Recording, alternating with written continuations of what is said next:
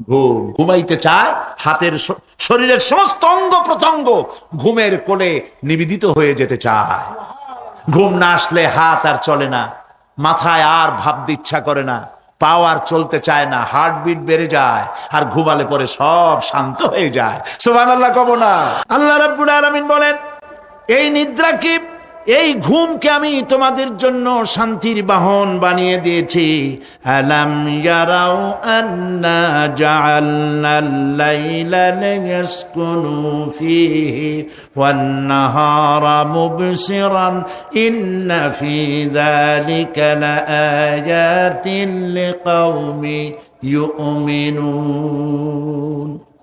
তারা কি আল্লাহ পাকের এই কুদরতের কথা চিন্তা করে না, যে আমি রাতের আধার দিয়ে ধরনীর বুক ছেয়ে দেই, দিনের উজ্জ্বলতা, কোলাহল, গাড়ির আওয়াজ, ভ্যাঁ ভোঁ আওয়াজ হচ্ছে, কলকারখানার আওয়াজ হচ্ছে, সূর্যের বিরাট তাপ, ঘুম আসে না। সারাদিন কাজ করার পর শরীরের আরাম দেওয়ার জন্যে রাতের একটি কালো চাদর পৃথিবীর উপরে আমি বিছায়ে দেই।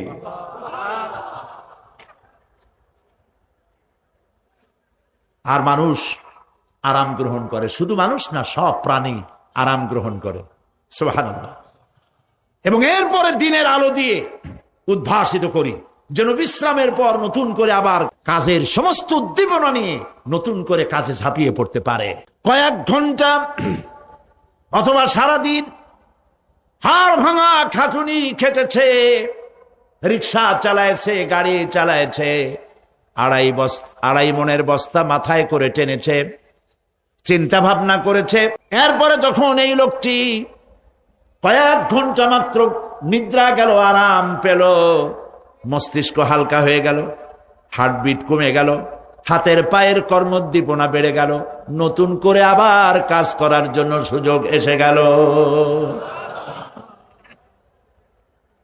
দুনিয়ার মানুষকে কর্মক্ষম রাখার জন্য আল্লাহ পাক ঘুমকে বানিয়েছেন নিয়ামত। সুবহানাল্লাহ বলে। ومن آياته منامكم بالليل والنهار وابتغاء من فضله।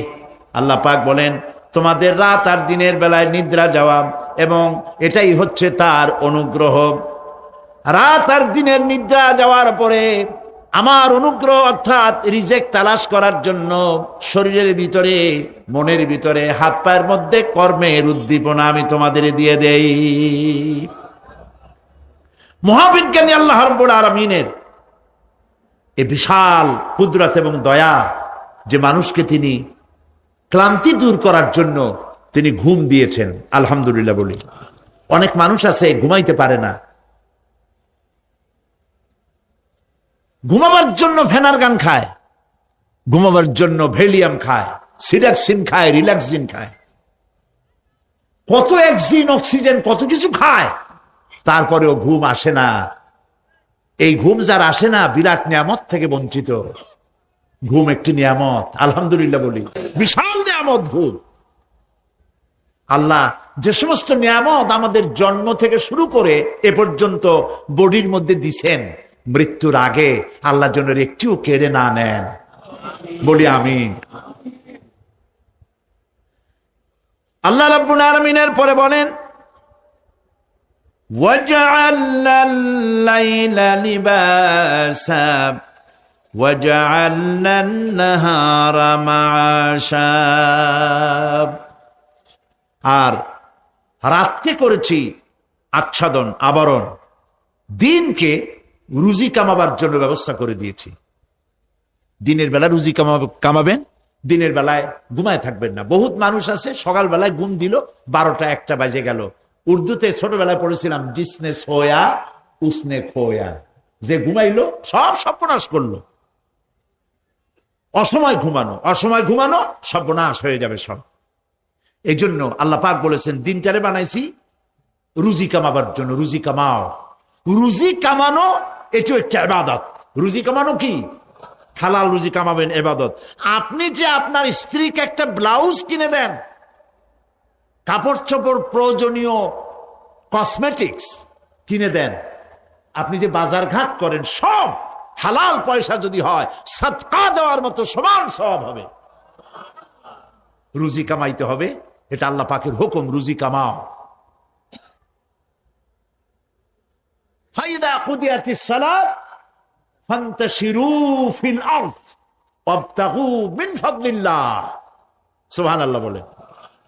নামাজ যখন শেষ হয়ে গেল, ফাইদা কুদিয়াতিস সালাত, নামাজ যখন শেষ হয়ে গেল, ফান্তাশিরু ফিল আরদ, তখন জমিনে ছড়িয়ে পড়ো আর আমার অনুগ্রহ রিস্ক অনুসন্ধান করো। সুবহানাল্লাহ। মসজিদে বসে বসে খালি তসবিহ টিপতে থাকো না, কাজের সময় কাজ করো। অফিস থেকে বলে আসছে জোহরের নামাজ পড়তে যাই, জোহরের নামাজ পড়িয়ে তারপর নফল পড়া শুরু করছে, এরপরে দোয়া দুরূদ পড়া শুরু করছে। 1 ঘন্টা অফিসের সময় নষ্ট করেছেন। ফরজ নামাজ সুন্নত নামাজ পড়তে যতটুকুন লাগবে এর থেকে বেশি সময় নিলে বেতন হালাল হবে না। আপনি মিথ্যা কথা বলে মিথ্যা ছুটি নিয়ে দিনের কাজ করতে পারেন না। আপনার রুজি হালাল হইতে হবে। আপনার নফল নামাজ পড়া দরকার, রাত পড়ে আছে, রাতের বেলা গিয়ে জনমের মতো নফল পড়েন, কে নিষেধ করবে?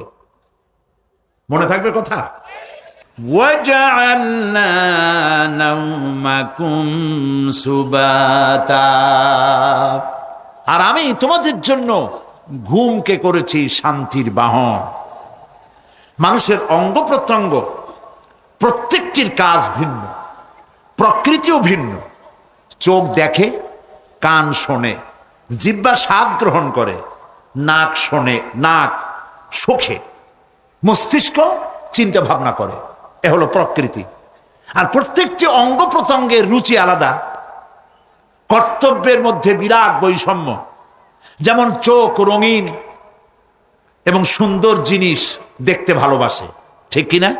বলেন ঠিক কিনা? একটা খারাপ জিনিসের দিক চোখ পড়লেই মানুষ তাড়াতাড়ি চোখ ফিরায় নেয়, ঠিক না? চোখ সুন্দর এবং রঙিন জিনিস দেখতে ভালোবাসে। কান সুমধুর সুর শুনতে ভালোবাসে, উৎসাহ বোধ করে। আর হাত নরম এবং মসৃণ জিনিসে স্পর্শ করতে উৎসাহ বোধ করে। নাক আতরের গন্ধ শুঁকতে ভালো লাগে। আর মন নতুন নতুন রঙিন ভাবনা ভাবতে চেষ্টা করে। বাড়ি বানাবো, বিল্ডিং বানাবো, ইন্ডাস্ট্রি করব, ছেলে বিয়ে দেবো, মেয়ে বিয়ে দেবো অমুক জায়গায় বিরাট লোকের কাছে। ভাবতে ভাবতে ভাবের সাগরে হারিয়ে যায়। আর ভাবনার ভিতরে খেয়ালে যদি কেউ পোলাও পাকায়, বাস্তবে তা হোক আর না হোক, খেয়ালে মনে মনে যদি কেউ পোলাও পাকায়, তাহলে ঘিয়ের দাম যাই হোক না কেন তাতে কিছু আসে যায় না। মানুষ রঙিন রঙিন ভাবনা ভাবতে খুব মজা পায়। তাহলে আমি কি বুঝাইতে চাইলাম? চোখের কাজ, নাকের কাজ, মুখের কাজ, কানের কাজ, মনের কাজ, প্রত্যেকটি অঙ্গ প্রত্যঙ্গের ভিন্ন ভিন্ন কাজ আছে, ভিন্ন ভিন্ন রুচি আছে। প্রিয় ভাই সব, হযরত ওমর ফারুক রাদিয়াল্লাহু তাআলা আনহু তিনি একবার মসজিদ নববীর মধ্যে দেখলেন ফজরের সময়, জোহরের সময় তিনি দেখলেন ফজরে যাদের দেখলাম এক জায়গায় বসা 5-7টা লোক, জোহরে তো তাদেরই দেখতেছি। আসরের সময় দেখলেন ওইখানে বসা, মাগরিবেও দেখলেন, এশায়ও দেখলেন। এশার নামাজের পর তিনি প্রশ্ন করলেন, তোমরা কারা? বলল যে আমরা হলাম দূরের থেকে আসছি, মসজিদে নববী শ্রেষ্ঠ মসজিদ, এখানে বসে বসে আল্লাহর জিকির আজগার করি। তো আল্লাহর জিকির আজগার করো, নামাজ পড়ো, খাও কি? কাজে কিছু লোক আছে ওরা মেহেরবানি করে রান্না করে আনিয়া আমাদের খাওয়াইয়া যায়। হযরত ওমর ফারুক রাদিয়াল্লাহু তাআলা আনহু বললেন, তাহলে তো তোমার চাইতে, তোমরা যে কয়জন এখানে বসে ইবাদত করো, তোমাদের চাইতে ওই ব্যক্তি অনেক উত্তম যে নিজে রুজি কামাই করে তোমাদের খাওয়ায় যায়। তোমরা তো অলস। শুনে রাখো, নামাজের সময় ছাড়া আগামীকাল এই জায়গায় যদি বসা দেখি, ব্যাক মেরে বের করে দেবো মসজিদ নববী থেকে। ইসলাম কাজের প্রতি উদ্দীপনা দিয়েছে, ইসলাম কাজের ট্রেনিং দিয়েছে। সুবহানাল্লাহ বলে কাজ করো আর খাও। বসে বসে বাপের বোঝা হইও না। আমাদের দেশে বহু পোলাপান আছে বাপের হোটেলে খায় আর মসজিদে গিয়া ঘুমায়। খুব সহজ কাজ। কেন এরকম করো বাবাজি? কয় চাকরি পাই না। আচ্ছা চাকরি পাও না, চাকরি তো আমাদের দেশে এক সোনার হরিণ। অথর্ব মন্ত্রীর অথর্ব ভাগ্না চাকরি হয়ে যায়, কিন্তু ফার্স্ট ক্লাস ফার্স্ট হয়েছে এমএতে, চাকরি হয় না। এটা দেশের কপাল, এটা দেশের দুর্ভাগ্য। কিন্তু চাকরি পাও নাই বলে বাপের ঘাড়ের বোঝা হয়ে থাকবা। বউতে তোমার ঘুম দেখা বউ একা একা কানবে, আল্লাহ কোন উল্লুকের সাথে বিয়ে হইল আমার, সারাদিন ঘুমায়। প্রিয় ভাই সব, চাকরি পান নাই তো অসুবিধা কি? আপনি বাসের ড্রাইভার হন, আপনি সিনেমাদান বেচেন, আপনি জমিন চাষ করেন। জমিন চাষ করা লজ্জা? এই পৃথিবীর প্রথম মানুষ আদম আলাইহিস সালাম জমিন চাষ করেছেন। ইদ্রিস আলাইহিস সালাম দর্জিগিরি করেছেন। দাউদ আলাইহিস সালাম কর্মকার হয়ে লোহা দিয়ে অস্ত্র তৈরি করেছেন। নবী করিম সাল্লাল্লাহু আলাইহি ওয়াসাল্লাম ব্যবসা করেছেন। কাজী বেকার যুবকদেরকে বলতে চাই, বাপ আর শ্বশুরের বোঝা হয়ে থাকার মতো লজ্জার জিনিস আর কিছুই নাই। বাপের কামাই খাওয়া লেখাপড়া শেখার পর তোমার জন্য জায়েজ নাই। কাজ করো, কাজের অভাব নাই, হালাল কাজ করো, রুজিতে আল্লাহ বরকত দিয়ে দিবেন। আমার দেশের জমিন এত ভালো, বলার আগেই কোন সুবহানাল্লাহ। সারমার লাগে না, যেখানে সেখানে লাঙ্গল শাবলের দরকার নাই। আঙ্গুল দিয়ে মাটি খুশিয়া ঘরের কোনায় আঙ্গুল দিয়ে মাটি খুশিয়া কদুর বিচি লাগাই দেন। 3 দিন পরে 2 পাতা, 6 দিন পর লতা, 10 দিন পর ফুল, 2 সপ্তাহের মাথায় কদু। সুবহানাল্লাহ। এই আল্লাহর দেওয়া এত সুন্দর কদু খাইয়া কয় সাদের লাউ বানাইলো বই রেখে, তো একটু আলহামদুলিল্লাহ কইল না। জমিন উর্বর। ওয়াজাআলা বাইনাকুম মাওয়াদ্দা, আর তোমাদের মধ্যে আল্লাহ পাক ভালোবাসা সৃষ্টি করেছেন। এই কথা বলার এর ব্যাখ্যা কি? ভালোবাসা সৃষ্টি করেছেন এর ব্যাখ্যা এরকম হতে পারে, কয়েক রকম। আমি যেটা জেনেছি সেটি হচ্ছে এরকম, ভালোবাসা সৃষ্টি হওয়ার তো কথা ছিল না। এক পর্যায়ে ভালোবাসা থাকবে কোন একটি বিশেষ সময়, বাকি সব সময় ঝগড়া হবে, এটাই হওয়া স্বাভাবিক ছিল। ধরুন মেয়ের বাড়ি চট্টগ্রাম, ছেলের বাড়ি বরিশাল। মেয়ে শুটকি খেতে খুব পছন্দ করে, ছেলের গন্ধও সহ্য করতে পারে না। ছেলে বলে খড়ে জাত দে, আর মেয়ে বলে খড়ে জাত দে, আর ছেলে বলে যে কমে যাও। মানে একজন আর একজনের ভাষার সাথে মিল নাই। কথা ঠিক কিনা বলেন? ভাষার সাথে মিল নাই, রুচির সাথে মিল নাই। একজনের টক পছন্দ করে আর একজনের টক সহ্য করতে পারে না, আর একজনের শুটকি খায় আর একজনের শুটকি পছন্দ করে না। কাজী রুচি আর অভ্যাস ইত্যাদি দিয়ে সারাদিন স্বামী স্ত্রীর মধ্যে ঝগড়া হওয়া স্বাভাবিক ছিল, ঠিক না? আল্লাহ পাক বলেন সেখানে আমি এই স্বামী স্ত্রী যখন হয়ে যায় তখন দুজনের মধ্যে আমি ভালোবাসার সৃষ্টি করে দেই। আর সে ভালোবাসা এমন পর্যায়ে চলে যায়, স্ত্রী তার স্বামীর জন্য জীবন দিতে চায়, স্বামী তার স্ত্রীর জন্য জীবনের সবকিছু উজাড় করে দিতে চায়। ওয়াজআলা বাইনাকুম মাওয়াদ্দা, এরপরে সৃষ্টি করি রাহমা। ওই ভালোবাসা ছিল যৌবন কেন্দ্রিক, বিশেষ এক উদ্দেশ্যকে সামনে রেখে। কিন্তু যখন যৌবনে ভাটি লাগলো তখন ওই উদ্দেশ্য আর থাকলো না। তখন আল্লাহ পাক বলেন এই সময় তো দুজনের মধ্যে রাগারাগি, খেসাখেসি ইত্যাদি হয়, স্বাভাবিক ছিল, কিন্তু তা হইল না। আমি রহমত দিলাম, করুণা দিলাম। এখন বুড়ারে ছাড়ে বাঁচে না, আর বুড়াও বুড়ির ছাড়া বাঁচে না। তাও আমরা সুবহানাল্লাহ কব না। এইসব কথা শুনিয়া সুবহানাল্লাহ যদি বলানো লাগে কইয়া কইয়া, তাহলে তো বড় সমস্যার কথা। শুনলেন কি আর বুঝলেন না কি?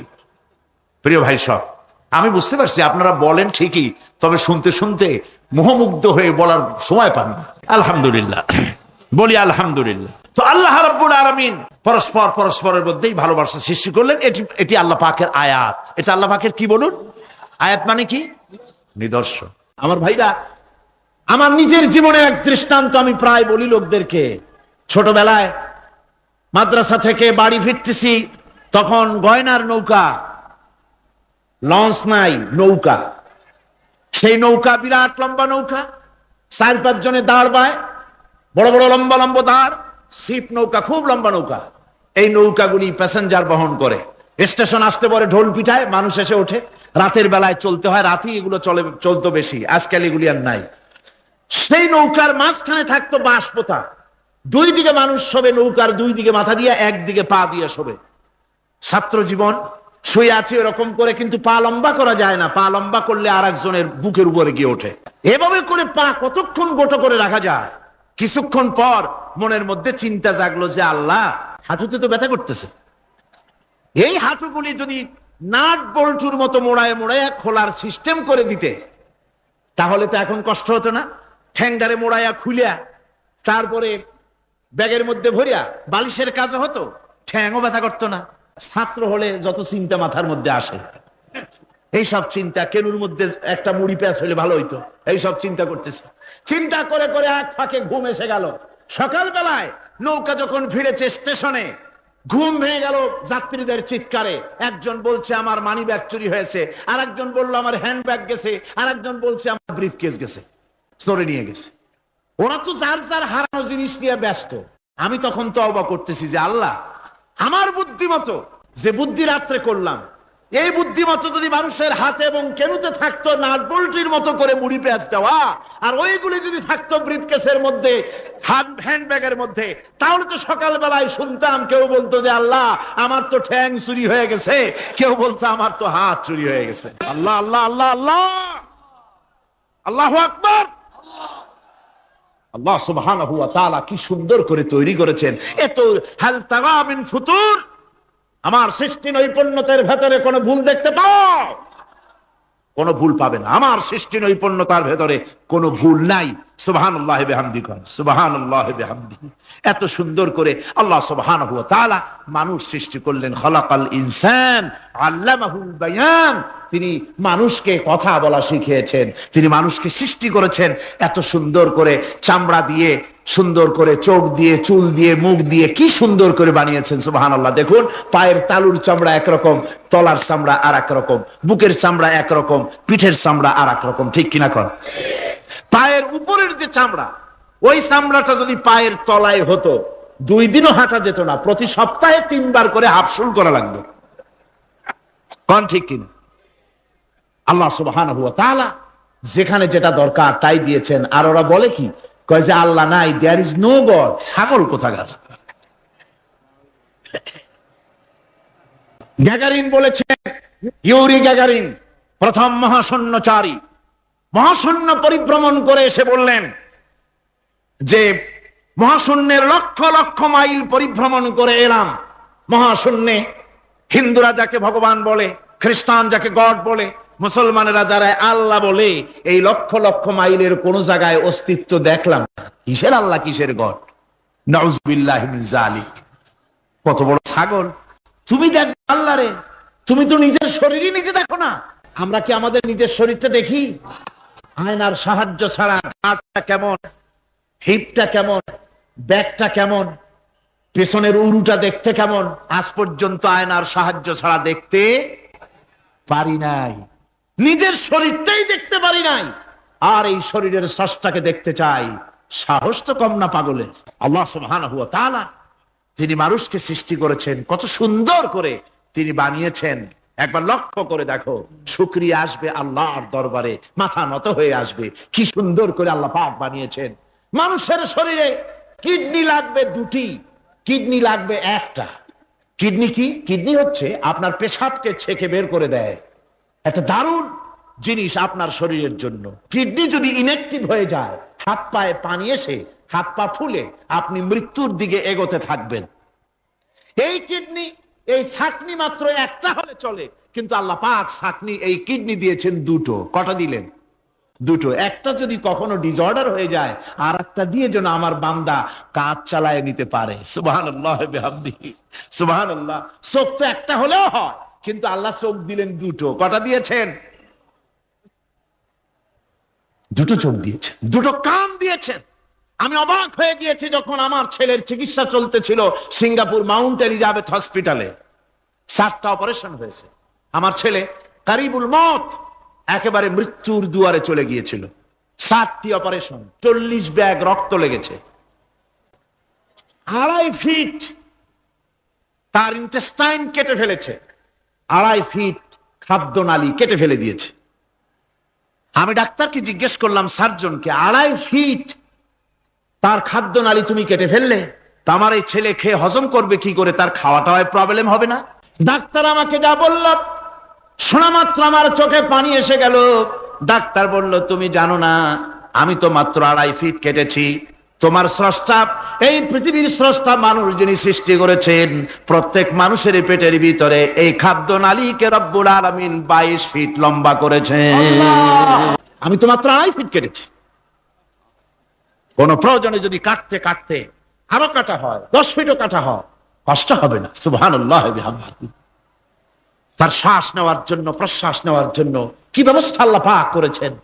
হার্ট, মানুষের হার্ট বিট হচ্ছে, এটাকে হার্ট বিট যেটা হয়, সংকোচন সম্প্রসারণ। এই যে মানুষ, ডাক্তাররা বলে রোগী হার্ট অ্যাটাক করেছে, হার্ট অ্যাটাক করেছে। হার্ট অ্যাটাক করলো, অ্যাটাকটা কি? অ্যাটাকটা হচ্ছে সংকোচন সম্প্রসারণ, সংকোচন সম্প্রসারণ, এরকম হচ্ছে। ফট করে এটা অ্যাটাক করলো, আর যদি ছেড়ে না দেয় এটাই অ্যাটাক করা, এটাই তার জীবনটা শেষ হয়ে যাওয়া। ডাক্তাররা বলেছেন যে মানুষের শরীরের সবকিছু চিন্তা করে, গবেষণা করে বহুত কিছু বুঝেছি, কিন্তু হার্টটা এরকম পাঞ্চিং কেন করে, এই জিনিস আজও পর্যন্ত আমাদের মাথায় ঢোকে নাই। সুবহানাল্লাহ। আল্লাহ পাক কি সুন্দর করে এই পাঞ্চিং এর মাধ্যমে, হার্ট যেভাবে করতেছে, এই পাঞ্চিং এর মাধ্যমে সমস্ত শরীরের রক্তগুলি পা থেকে শুরু করে মাথা পর্যন্ত সব ছড়িয়ে দেওয়া হচ্ছে, এভাবে ছড়িয়ে দেওয়া হচ্ছে, যাতে করে মানুষ জীবিত থাকে, শরীরের রক্ত গরম থাকে, হিম শীতল হয়ে মানুষ যেন মারা না যায়। এই জন্য আল্লাহ সুবহানাহু ওয়া তাআলা এত সুন্দর ব্যবস্থা করেছেন। এক সময় আঘাত পেয়ে অনেকগুলি রক্ত যদি পড়ে যায়, মানুষ রক্ত শূন্যতায় মরবে না, আবার খানিকটা রক্ত রিজার্ভ থাকে, আল্লাহ পাক রিজার্ভ করে রাখেন। স্পঞ্জের ভিতরে পানি থাকলে উপর থেকে টের পাওয়া যায়, ওরকম খানিকটা রক্ত আল্লাহ শরীরের ভিতরে রিজার্ভ রেখেছেন। এই জন্য বড় বড় ডাক্তাররা, বড় বড় ডাক্তার, বড় বড় বিজ্ঞানী কখনোই নাস্তিক হয় না।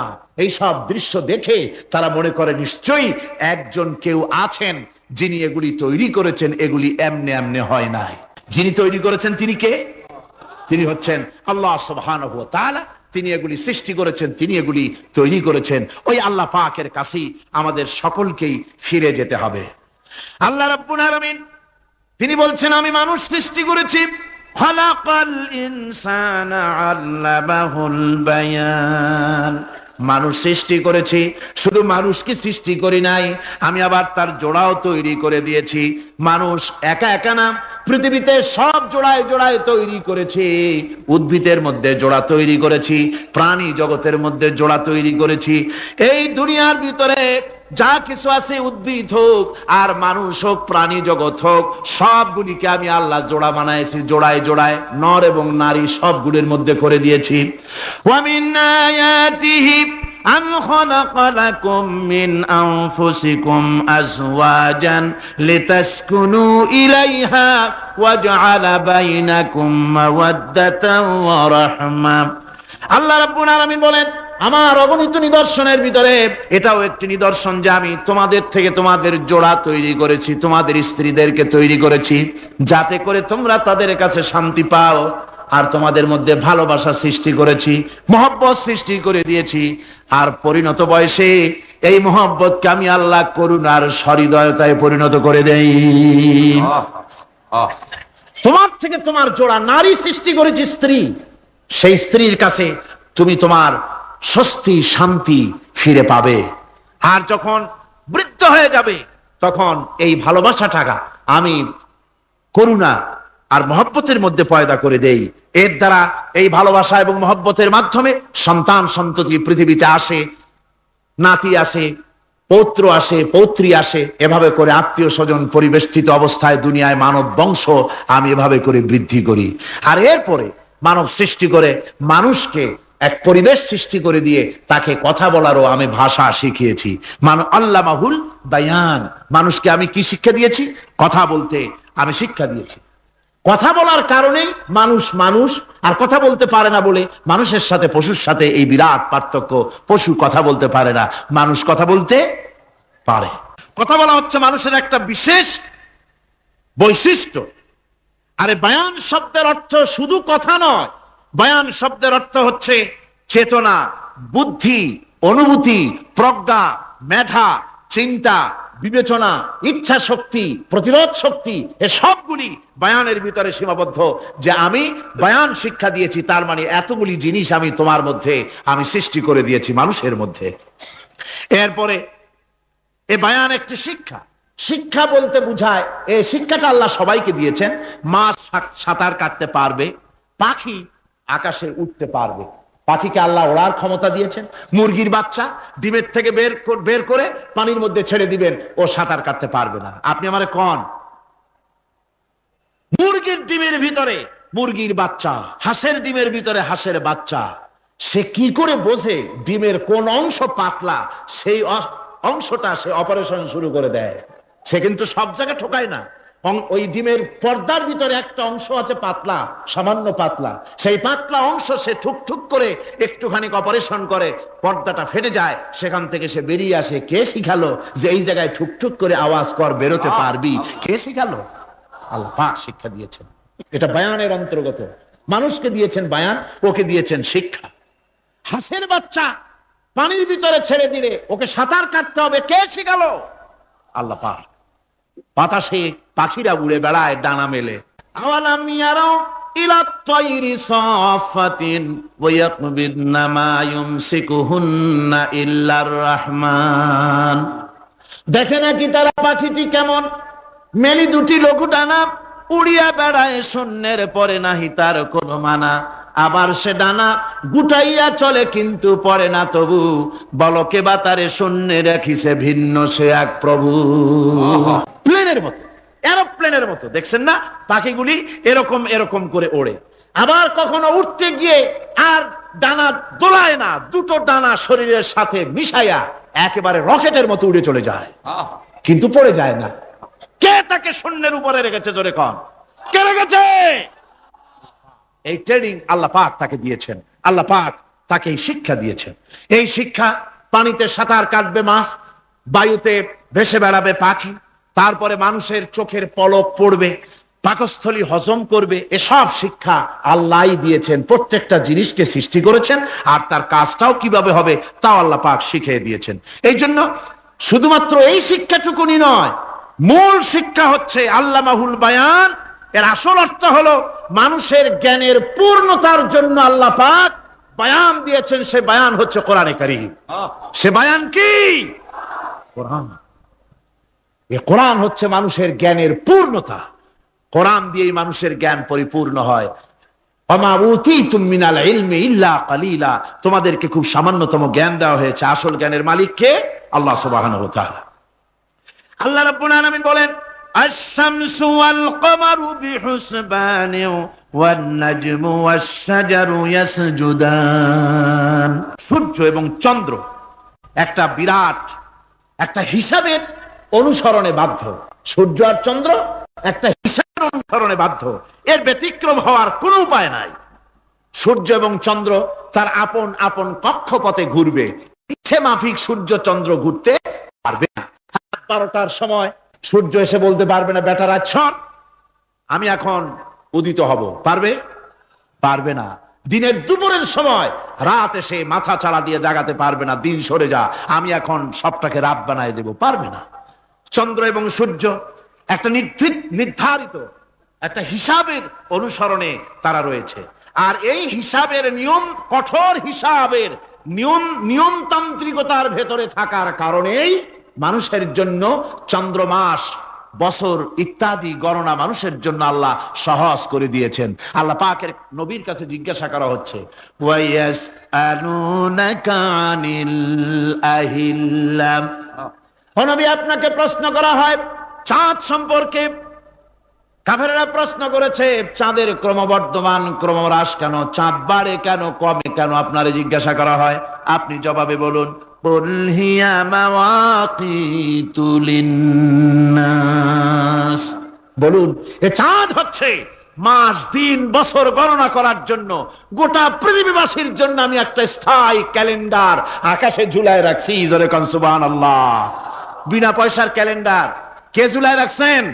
আল্লাহ সুবহানাহু ওয়া তাআলা। তিনি ঝুলিয়ে রেখেছেন এই ক্যালেন্ডারকে, আর এই চন্দ্র সূর্য নিজের ইচ্ছা মাফিক চলতে পারে না। আল্লাহ পাক কোরআনে কারিমে বলেছেন, আফাগাইরা দীনিল্লাহি ইয়াবগুন ওয়া লাহু আসলামা মান ফিস সামাওয়াতি ওয়াল আরদি তাওআন ওয়া কারহা। তোমরা কি আমার দেওয়া জীবন ব্যবস্থা ছেড়ে দিয়ে মানুষের তৈরি করা, অন্যের তৈরি করা মতবাদ গ্রহণ করতে চাও? ওয়ালাহু আসলামা মান ফিস সামাওয়াতি ওয়াল আরদ, অথচ আকাশে যা কিছু আছে, জমিনে যা কিছু আছে, সব আমার কি করছে?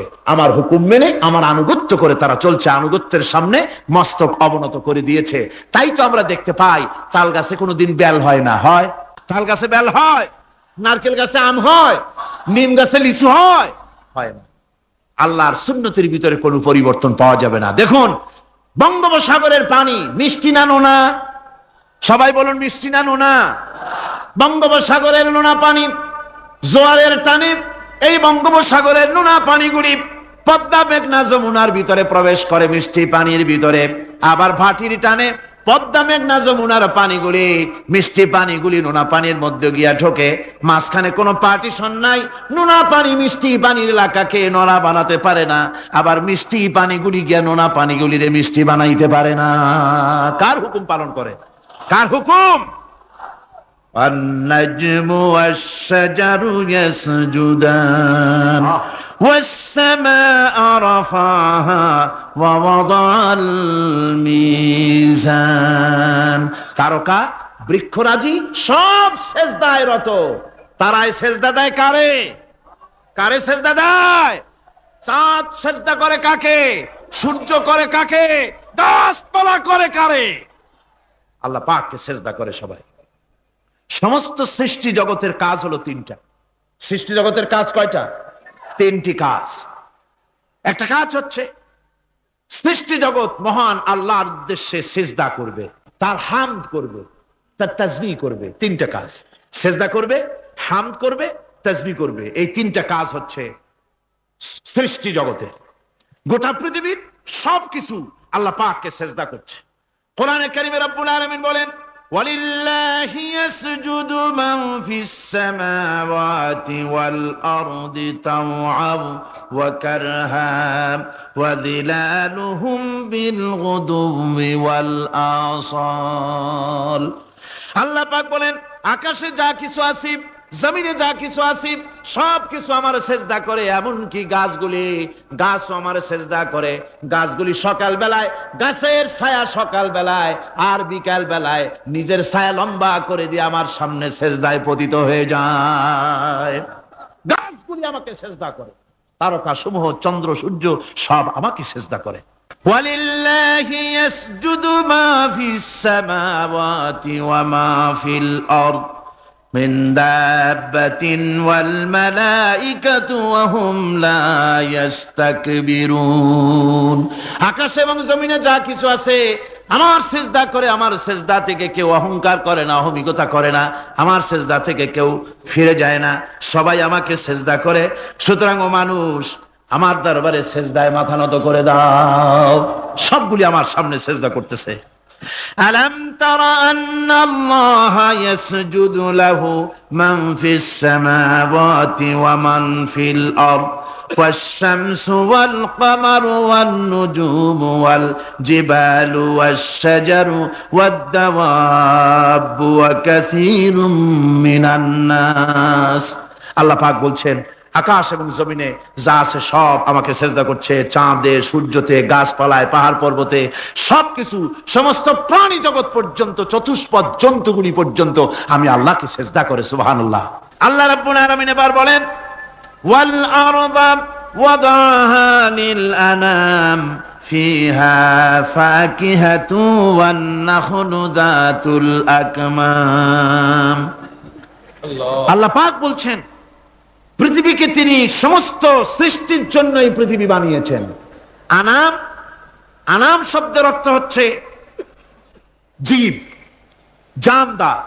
যত জানদার আছে সমস্ত জানদারদের জন্য আল্লাহ পাক এই পৃথিবীকে বানিয়েছেন। অর্থাৎ যাদের প্রাণ আছে, প্রাণী সময়ের জন্য আল্লাহ যা সৃষ্টি করেছেন সেটা হলো এই পৃথিবী। এই পৃথিবী ছাড়া অন্য কোথাও কোন প্রাণী বসবাসের উপযোগী করে আল্লাহ তৈরি করেন নাই। এই পৃথিবীটা কি আল্লাহ পাক প্রাণীদেরকে বসবাসের উপযোগী করে তৈরি করেছেন।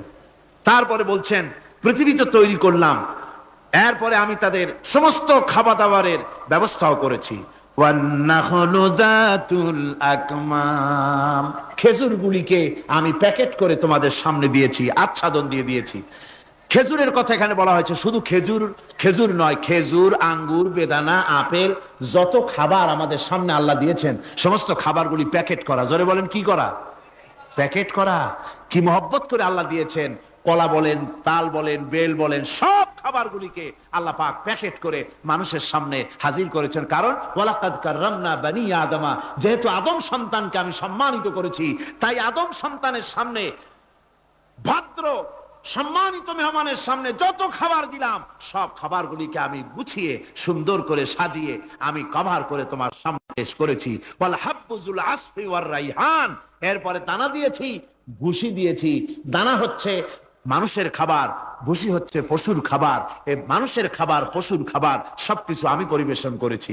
এরপর আল্লাহ বলছেন ফাবিআইয়ি আলা'i রাব্বিকুমা তুকাযযিবান। আল্লাহ পাক বলছেন কোন নিয়ামতকে, তোমার প্রভুর কোন নিয়ামতকে অস্বীকার করতে পারো? আল্লাহর কোন নিয়ামতকে অস্বীকার করতে পারবে না। এভাবে হাজারো নিয়ামত দিয়ে আমি তোমাদেরকে সমৃদ্ধ করেছি। সূরা আর রহমান একেবারে শেষ পর্যন্ত আল্লাহর এই সমস্ত নিয়ামত দিয়ে ভরা, নিয়ামতের কথা দিয়ে, রহমতের কথা দিয়ে ভরা। জোরে কোন সুবহানাল্লাহি বিহামদিহি। এই কোরআন, যে কোরআন আল্লাহ আমাদের শিক্ষা দিলেন, এই কোরআন অনুযায়ী দয়া করে যে কোরআন দিলেন, যাতে অর্থনীতি আছে, সমাজনীতি আছে, রাজনীতি আছে, যাতে মানুষের পারিবারিক জীবন আছে, সবকিছু যে কোরআনে আছে। এই কোরআন দিয়ে রাসূলুল্লাহ একটা সমাজ তৈরি করেছিলেন যেখানে চুরি ছিল না, ডাকাতি ছিল না, জেনা ব্যভিচার ছিল না। ওরকম একটি সমাজ বাংলাদেশে প্রতিষ্ঠিত হোক, এটা কি আপনারা চান? কারা কারা চান? দেখতে চাই।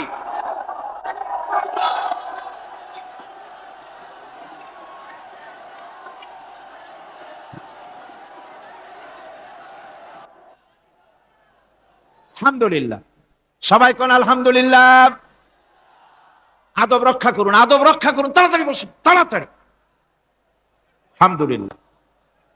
আমি বুঝছি ওই এক বুড়ি আছাড় খেয়ে পড়ে গেছিল, বললো যে পড়লাম যখন তিনি একটু পান খায়নি, মানে স্লোগানের সুযোগ যখন পাইলাম একটু দাঁড়ায় কোমরটা সোজা করে নি। মন্দ না, ভালোই করেছেন। আল্লাহ পাক বলছে খলাকাল ইনসানা আল্লামাহুল বায়ান, আমি মানুষকে সৃষ্টি করেছি। দেখো তোমার নিজের দিকে তাকাও। ফালয়ানজুরিল ইনসানু মিম্মা খুলিক, কিভাবে মানুষ তোমাকে সৃষ্টি করা হলো একবার তাকায় দেখো, তোমার শরীরের দিকে একটু তাকায় দেখো তো কেমনে আমি বানাইলাম, কিভাবে তৈরি করলাম, লক্ষ্য করো। এই যে মাথা, এই মাথাটার ভিতরে আছে মগজ, ব্রেইন। বিজ্ঞানীরা বলেছেন এতে 1000 মিলিয়ন নার্ভ সেলস আছে এর মধ্যে। 1000 মিলিয়ন নার্ভ সেল। সেল হচ্ছে CELL, সেল। সেল মানে কোষ। এই 1000 অনুভূতি কোষ, 1000 মিলিয়ন অনুভূতি কোষ রয়েছে মাথার ভেতরে। মস্তিষ্কের এসব কোষগুলি, এসব সেলগুলি, তার মধ্যে আবার আছে নার্ভ ফাইবার, অর্থাৎ সূক্ষ্ম সূক্ষ্ম নার্ভ সুতা সমগ্র শরীরের মধ্যে তা ছড়িয়ে দেওয়া আছে। এই সূক্ষ্ম সুতার মাধ্যমে ঘন্টায় 70 মাইল বেগে শরীরের প্রত্যেকটা অঙ্গ প্রত্যঙ্গের খবর মস্তিষ্কের মধ্যে চলে যায়। সুবহানাল্লাহ ওয়া বিহামদিহি। আপনার পায়ে যদি কাটা ফোটে, শরীরে যদি ব্যথা লাগে, ঘন্টায় 70 মাইল বেগে সূক্ষ্ম সূক্ষ্ম যে তারগুলি আল্লাহ দিয়েছেন, ওই তারের মাধ্যমে আপনার মাথায় চলে যায়। মস্তিষ্কে গেলে পরে তড়িৎ গতিতে সিদ্ধান্ত হয় কাটা তুলতে হবে, অথবা একটা সাপ দেখেছেন, সাপ প্রথম চোখ দিয়ে দেখলেন, চোখ, এই চোখের ভিতরে আপনার 130 মিলিয়ন লাইট রিসেপ্টর আছে, অর্থাৎ বিভিন্ন দৃশ্যকে, ছবিকে ক্যাচ করার মতো 130 মিলিয়ন লাইট রিসেপ্টর গ্রহণযোগ্য মেশিন রয়েছে চোখের ভিতরে। চোখ দিয়ে সাপ দেখলেন, চোখের ভিতরে রয়েছে আবার অসংখ্য তার, এই অসংখ্য তার ব্রেনের সঙ্গে জুড়ে দেওয়া আছে। চোখ সাপ দেখলো, 70 মাইল বেগে প্রতি ঘন্টায় এই খবর তড়িৎ প্রবাহের মতো মস্তিষ্কের ভেতরে চলে গিয়েছে। মস্তিষ্ক সঙ্গে সঙ্গে ডিসিশন দিচ্ছে, দৌড় মারো, অথবা লাঠি হাতে নাও, অথবা যে কোনো একটা পজিশন তাকে সাথে সাথে সিদ্ধান্ত দিয়ে দিচ্ছে। জোরে বলেন সুবহানাল্লাহ। এই অনুভূতি শক্তি যদি আল্লাহ পাক না দিতেন মানুষের শরীরে, পায়ের মধ্যে পাথর ঢুকলে, কাঁটা তো কাঁটা, পাথর ঢুকলেও টের পাইতাম না। আল্লাহ পাক এই ব্যবস্থা করে দিয়েছেন মস্তিষ্কের মধ্যে এতগুলি সেল, প্রত্যেকটা সেলের আলাদা আলাদা কাজ। সুখ, দুঃখ, ভালোবাসা, মোহাব্বত, আনন্দ, স্বাদ ইত্যাদি জিনিসের অনুভূতি মস্তিষ্কের ভেতর থেকেই হয়, এখানে সেগুলি রেখে দেওয়া হয়েছে। তারপরে রয়েছে এই মস্তিষ্কের ভেতরে মেমোরি, স্মৃতি, স্মৃতি শক্তি। দেখুন টেপ রেকর্ডার, টেপ রেকর্ডারে ওয়াজগুলি রেকর্ড হচ্ছে, তাফসীর রেকর্ড হচ্ছে। কিছুদিন পর ওই রেকর্ডের উপরে আর একটা কথা যদি উঠান, তাহলে প্রথম কথা থাকবে, প্রথম গান বা ওয়াজ থাকবে, নষ্ট হয়ে যাবে। কিন্তু আল্লাহ রাব্বুল আলামিন আপনার আমার মাথার ভিতরে এমন এক ফিতা দিয়ে দিয়েছেন, এমন একটা মেমোরি ফিতা দিয়েছেন, যেই ফিতার ভিতরে হাজার হাজার, লক্ষ লক্ষ, কোটি কোটি সমস্ত কথাগুলি ধরবে, আপনি মুখস্থ করতে পারবেন। আগে যা মুখস্থ করেছেন, পরে মুখস্থ করলে পরে আগেরটা মুছে যাবে না। সুবহানাল্লাহ বিহামদিহি। কি সুন্দর করে মস্তিষ্কের ভেতরে এই মেমোরি শক্তিকে আল্লাহ পাক তৈরি করে দিয়েছেন। চিন্তা করলে মাথা নত হয়ে যাবে আল্লাহর দরবারে। আল্লাহ পাক বলছেন, এই জিনিস আমি তোমার মাথার মধ্যে রেখেছি। দেখুন মানুষ কত কথা বলে, কত বই পড়ে, মানুষের মাথায় যত কথা আছে সব কথা যদি লিপিবদ্ধ হয়, ভলিউম ভলিউম হয়ে যাবে, যা একটা লাইব্রেরিতে ধরা সম্ভব নয়। অর্থাৎ আপনার মাথাটা হচ্ছে একটা বিশ্বকোষ, আপনার মাথাটা হচ্ছে একটা বিরাট বিশ্বজোড়া লাইব্রেরি। জোরে কোন সুবহানাল্লাহ। আপনার মাথায় যা আছে তা আপনার কোনো বিল্ডিং এর মধ্যে ধরবে না, কোনো গ্রামে, কোনো দেশের মধ্যে তা ধরবে না, এত জিনিস আপনার মাথার মধ্যে আছে, ঠিক কিনা? আল্লাহ পাক একটা চোখ আমাদের দিলেন। আল্লাহ রাব্বুল আলামিন বলেন, আলাম নাজআল লাহু আইনাইনি ওয়া লিসানান ওয়া শাফাতাইন ওয়া হাদাইনাহুন নাজদাইন। আমি কি তোমাদেরকে দুটি চক্ষু আর জিহ্বা, আর তোমাদেরকে আমি কি তোমাদের দুটি চক্ষু, দুটি ঠোঁট আর জিহ্বা কি আমি তোমাদের দেই নাই, যা দিয়া তোমরা দেখতে পাও, যা দিয়া তোমরা অনুভূতি, মাথার ভিতরে অনুভূতি জাগে। এই যে দুটো চোখ দিলাম, সুবহানাল্লাহ, সুবহানাল্লাহ বলেন। দুটি চোখ আছে বলে এই সুন্দর পৃথিবী দেখতে পাই। চোখ দুটি না থাকলে পৃথিবী অন্ধকার, মা দেখতে পাবো না, কোরআন দেখতে পাবো না, পৃথিবী দেখতে পাবো না, বাপ দেখতে পাবো না, সন্তান দেখতে পাবো না, দুনিয়াটা মিথ্যা হয়ে যাবে, ঠিক কিনা? ছোট্ট চোখ, 1 থেকে 1.5 ইঞ্চির ভিতরে এত সুন্দর দুটি ক্যামেরা, যে ক্যামেরা দিয়া দুনিয়ার সব কিছুকে ক্যাচ করা যায়, সব ক্যাচ করা যায়। বলুন তো, এমন একটা বাক্স আপনারা কেউ বানায় দিতে পারবে যে বাক্সের ভিতরে হাতি, ঘোড়া, বাঘ, ভল্লুক, ময়না, টিয়া, পাহাড়, পর্বত, নদ, নদী, কীট, পতঙ্গ, তরু, লতা, গাছপালা, গোষ্ঠী সুদ্ধা ধরবে, আরো খানিকটা জায়গা বাকি থাকবে, এরকম একটা বাক্স কেউ বানায় দিতে পারবে? এমন একটা বাক্স পৃথিবীর কোন মিস্ত্রি বানাতে পারবে না। কিন্তু আল্লাহ রাব্বুল আলামিন আপনার আমার কপালের নিচে 1 থেকে 1.5 ইঞ্চির ভিতরে এমন 2টা ফিল্ম বক্স তৈরি করে দিয়েছেন, যা দিয়ে তাকাবেন আপনি কোটি কোটি মানুষ দেখবেন, পাহাড় দেখবেন, সমুদ্র দেখবেন, সূর্য দেখবেন, চন্দ্র দেখবেন। এত কিছু দেখার পরেও চোখের ভিতরে আরো খানিকটা জায়গা ফাঁকা থেকে যায়। কি বিরাট নিয়ামত এই চোখ আল্লাহ পাক আমাদেরকে দান করেছেন। এই চোখকে হেফাজতের জন্য আবার চোখের উপরে সানসেট তুলে দেওয়া আছে, সানসেট ভুরু, আল্লাহ ভুরু লাগায় দিয়েছেন, নিচে একটু হাড় জায়গায় দিয়েছেন, উপরে সানসেট, ভেতরে চোখ, যাতে করে বল এসে লাগলে পরে চোখটা গলে না যায়, আছাড় খেলে পরে চোখটা গলে না যায়, চোখটাকে সেফ সাইডে রেখে দিয়েছেন আল্লাহ পাক সুবহানাহু ওয়া তাআলা। আল্লাহ পাকের কাছে শুকরিয়া তো আদায় করলাম না, আদায় করি। আসুন পড়ি আমরা সবাই, আলহামদুলিল্লাহি রাব্বিল আলামিন। আল্লাহ পাক বলেন, আলাম নাজআল লাহু আইনাইনি ওয়া লিসানান ওয়া শাফাতাইন। জিহ্বা দিলাম আমি তোমাকে, এই জিহ্বার ভিতরে 3000 আস্বাদন স্তর আছে। বিজ্ঞানীরা বলেছেন একটা জিহ্বার মধ্যে 3000 আস্বাদন স্তর আছে।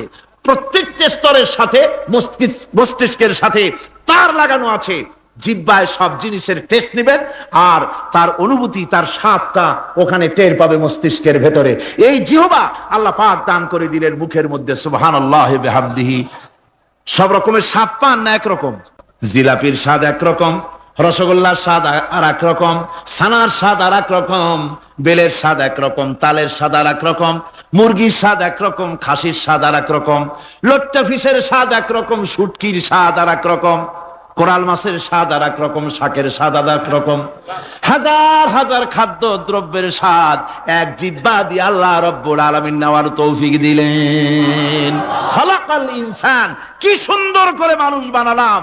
দেখিস না, শুকরিয়া আদায় করিস না, এগুলি দেখবি আর শুকরিয়া আদায় করবি কি সুন্দর করে আমি আল্লাহ তোমাকে সৃষ্টি করেছি। শুধু তাই নয়, আল্লাহ পাক বলেন, ইয়া আইয়ুহাল ইনসানু মা গাররাকা বিরাব্বিকাল কারীম। ও মানুষ, কোন জিনিস তোমাকে ধোকায় ফেলে দিল তোমার মহান প্রভুর ইবাদত থেকে, গোলামি থেকে? কোন জিনিস তোমারে ধোকায় ফেলে দিল? কেন ধোকায় পড়ে গেলে? আল্লাহ রাব্বুল আলামিন তাই বলেন, ইয়া আইয়ুহাল ইনসানু মা গাররাকা বিরাব্বিকাল কারীম। কোন জিনিস তোমাকে ধোকায় ফেলে দিল ওই মহান আল্লাহ রাব্বুল আলামিনের ইবাদত থেকে, গোলামি করা থেকে? কি সুন্দর করে বানালাম।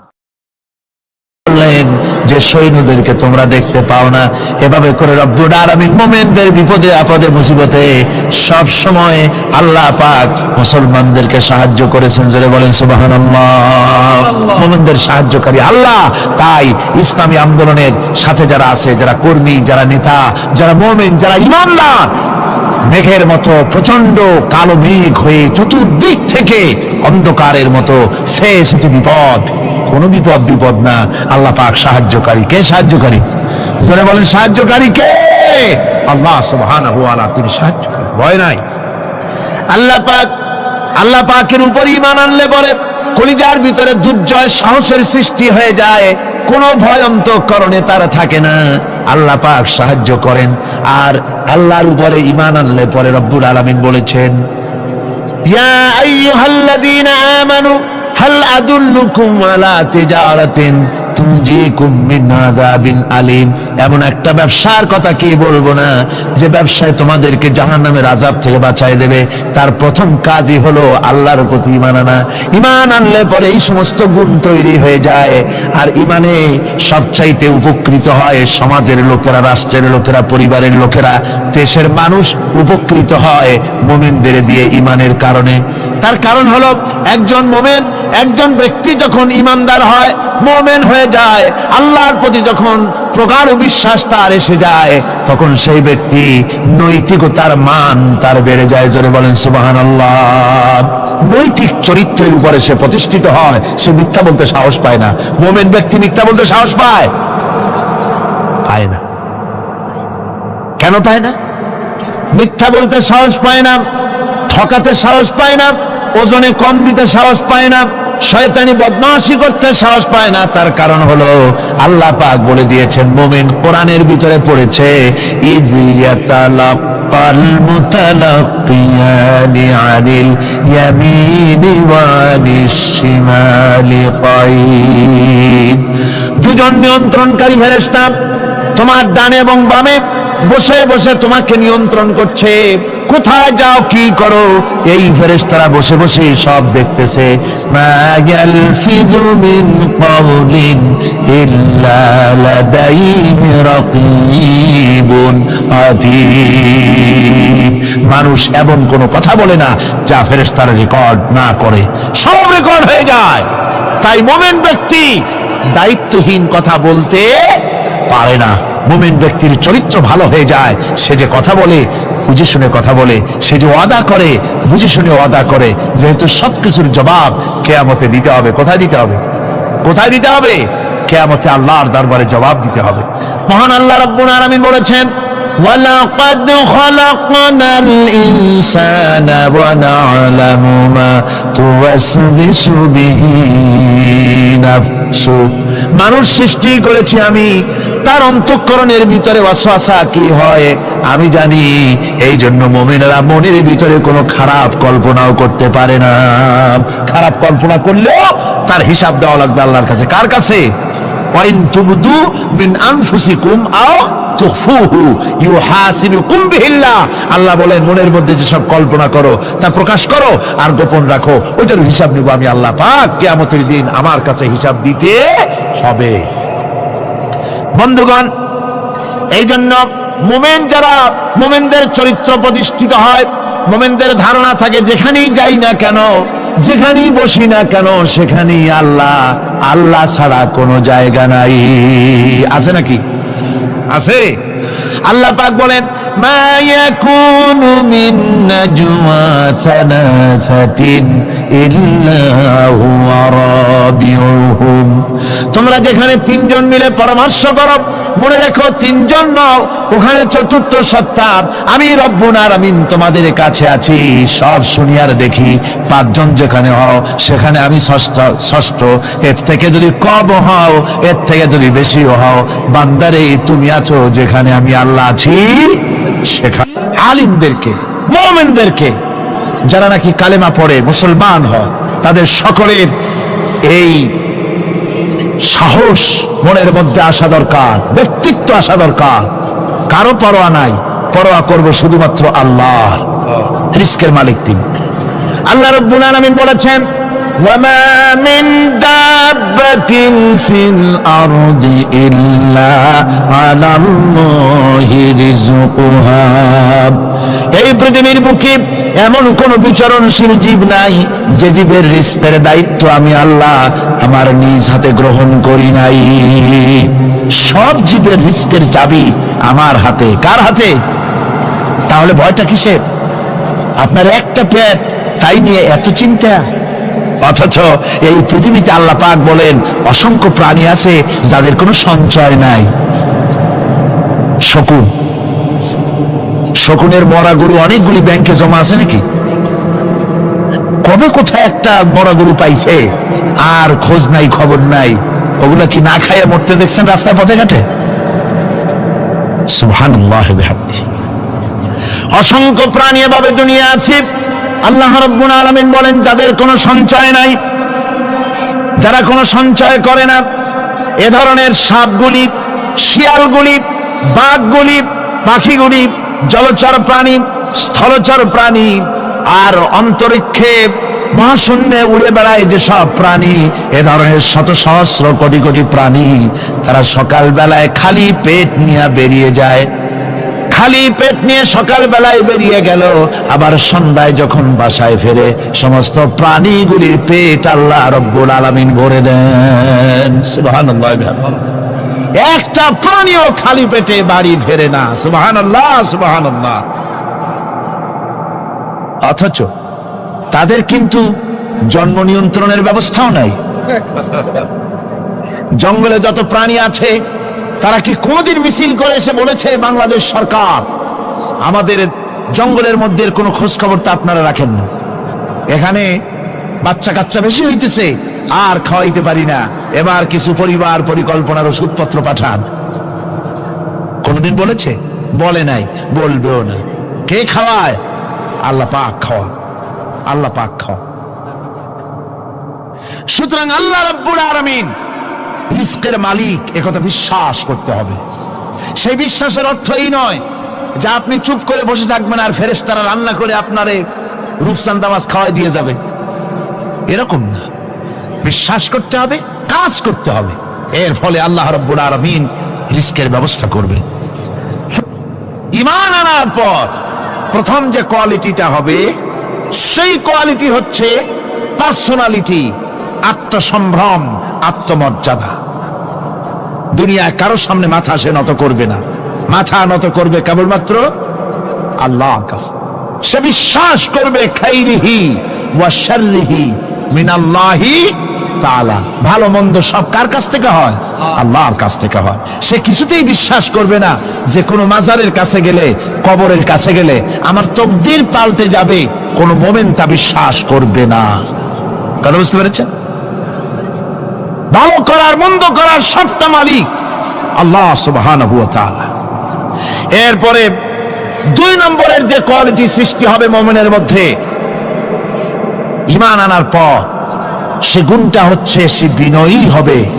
বিনয়, বিনম্রতা তার এক বৈশিষ্ট্য হবে। বিনয় এবং বিনম্রতার বৈশিষ্ট্য হবে। তার কারণ হচ্ছে ঈমান আনার পরে সে জানতে পেরেছে আল্লাহ রাব্বুল আলামিনের কর্তৃত্ব থেকে বেরিয়ে আসার ক্ষমতা কারো নাই। অহংকার করে যাব কোথায়? আস্ফালন করে যাব কোথায়? আল্লাহর রাজত্বের বাইরে, আল্লাহর ক্ষমতার বাইরে যাওয়ার ক্ষমতা তো কারোই নাই। সুতরাং অহংকার তার মধ্যে জায়গা পাবে না। আল্লাহ পাক দুনিয়ার সমস্ত মানুষের জিনকে পরিষ্কার করে বলেছেন, ইয়া মাশারাল জিন্নি ওয়াল ইনস ইন ইসতাতাতুম আন তানফুদু মিন আকতারিস সামাওয়াতি ওয়াল আরদ فانفذوا لا تنفذون إلا بسلطان। হে পৃথিবীর মানুষেরা আর জেনেরা, যদি সম্ভব হয় আমার আকাশের নিচের থেকে, জমিনের উপর থেকে বেরিয়ে যা। লা তানফু, বেরিয়ে যেতে পারবে না। আমি আকাশ এবং জমিন থেকে যদি সম্ভব করতে পারো বেরিয়ে যা। আর যদি কোনো আকাশ থাকে তার নিচে যা, আর যদি কোনো জমিন থাকে তার উপরে যাও। এমন দেশ যদি পাও যেখানে আমার আলো ছাড়া কোনো আলো আছে, আমার বাতাস ছাড়া কোনো বাতাস আছে, আমার চাঁদ সূর্য ছাড়া কোনো চাঁদ সূর্য আছে, যাও সেখানে। আল্লাহ রাব্বুল আলামিন বলেন নাই এরকম যাওয়ার কোনো উপায় নাই। আমি আল্লাহ রাব্বুল আলামিন আকাশ আর জমিন দিয়ে প্যাকেট করে রেখেছি, আটকায় রেখেছি।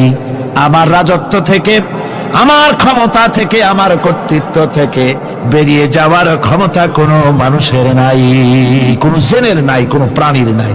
সুবহানাল্লাহ। মানুষ হচ্ছে অহংকার কিসের হবে?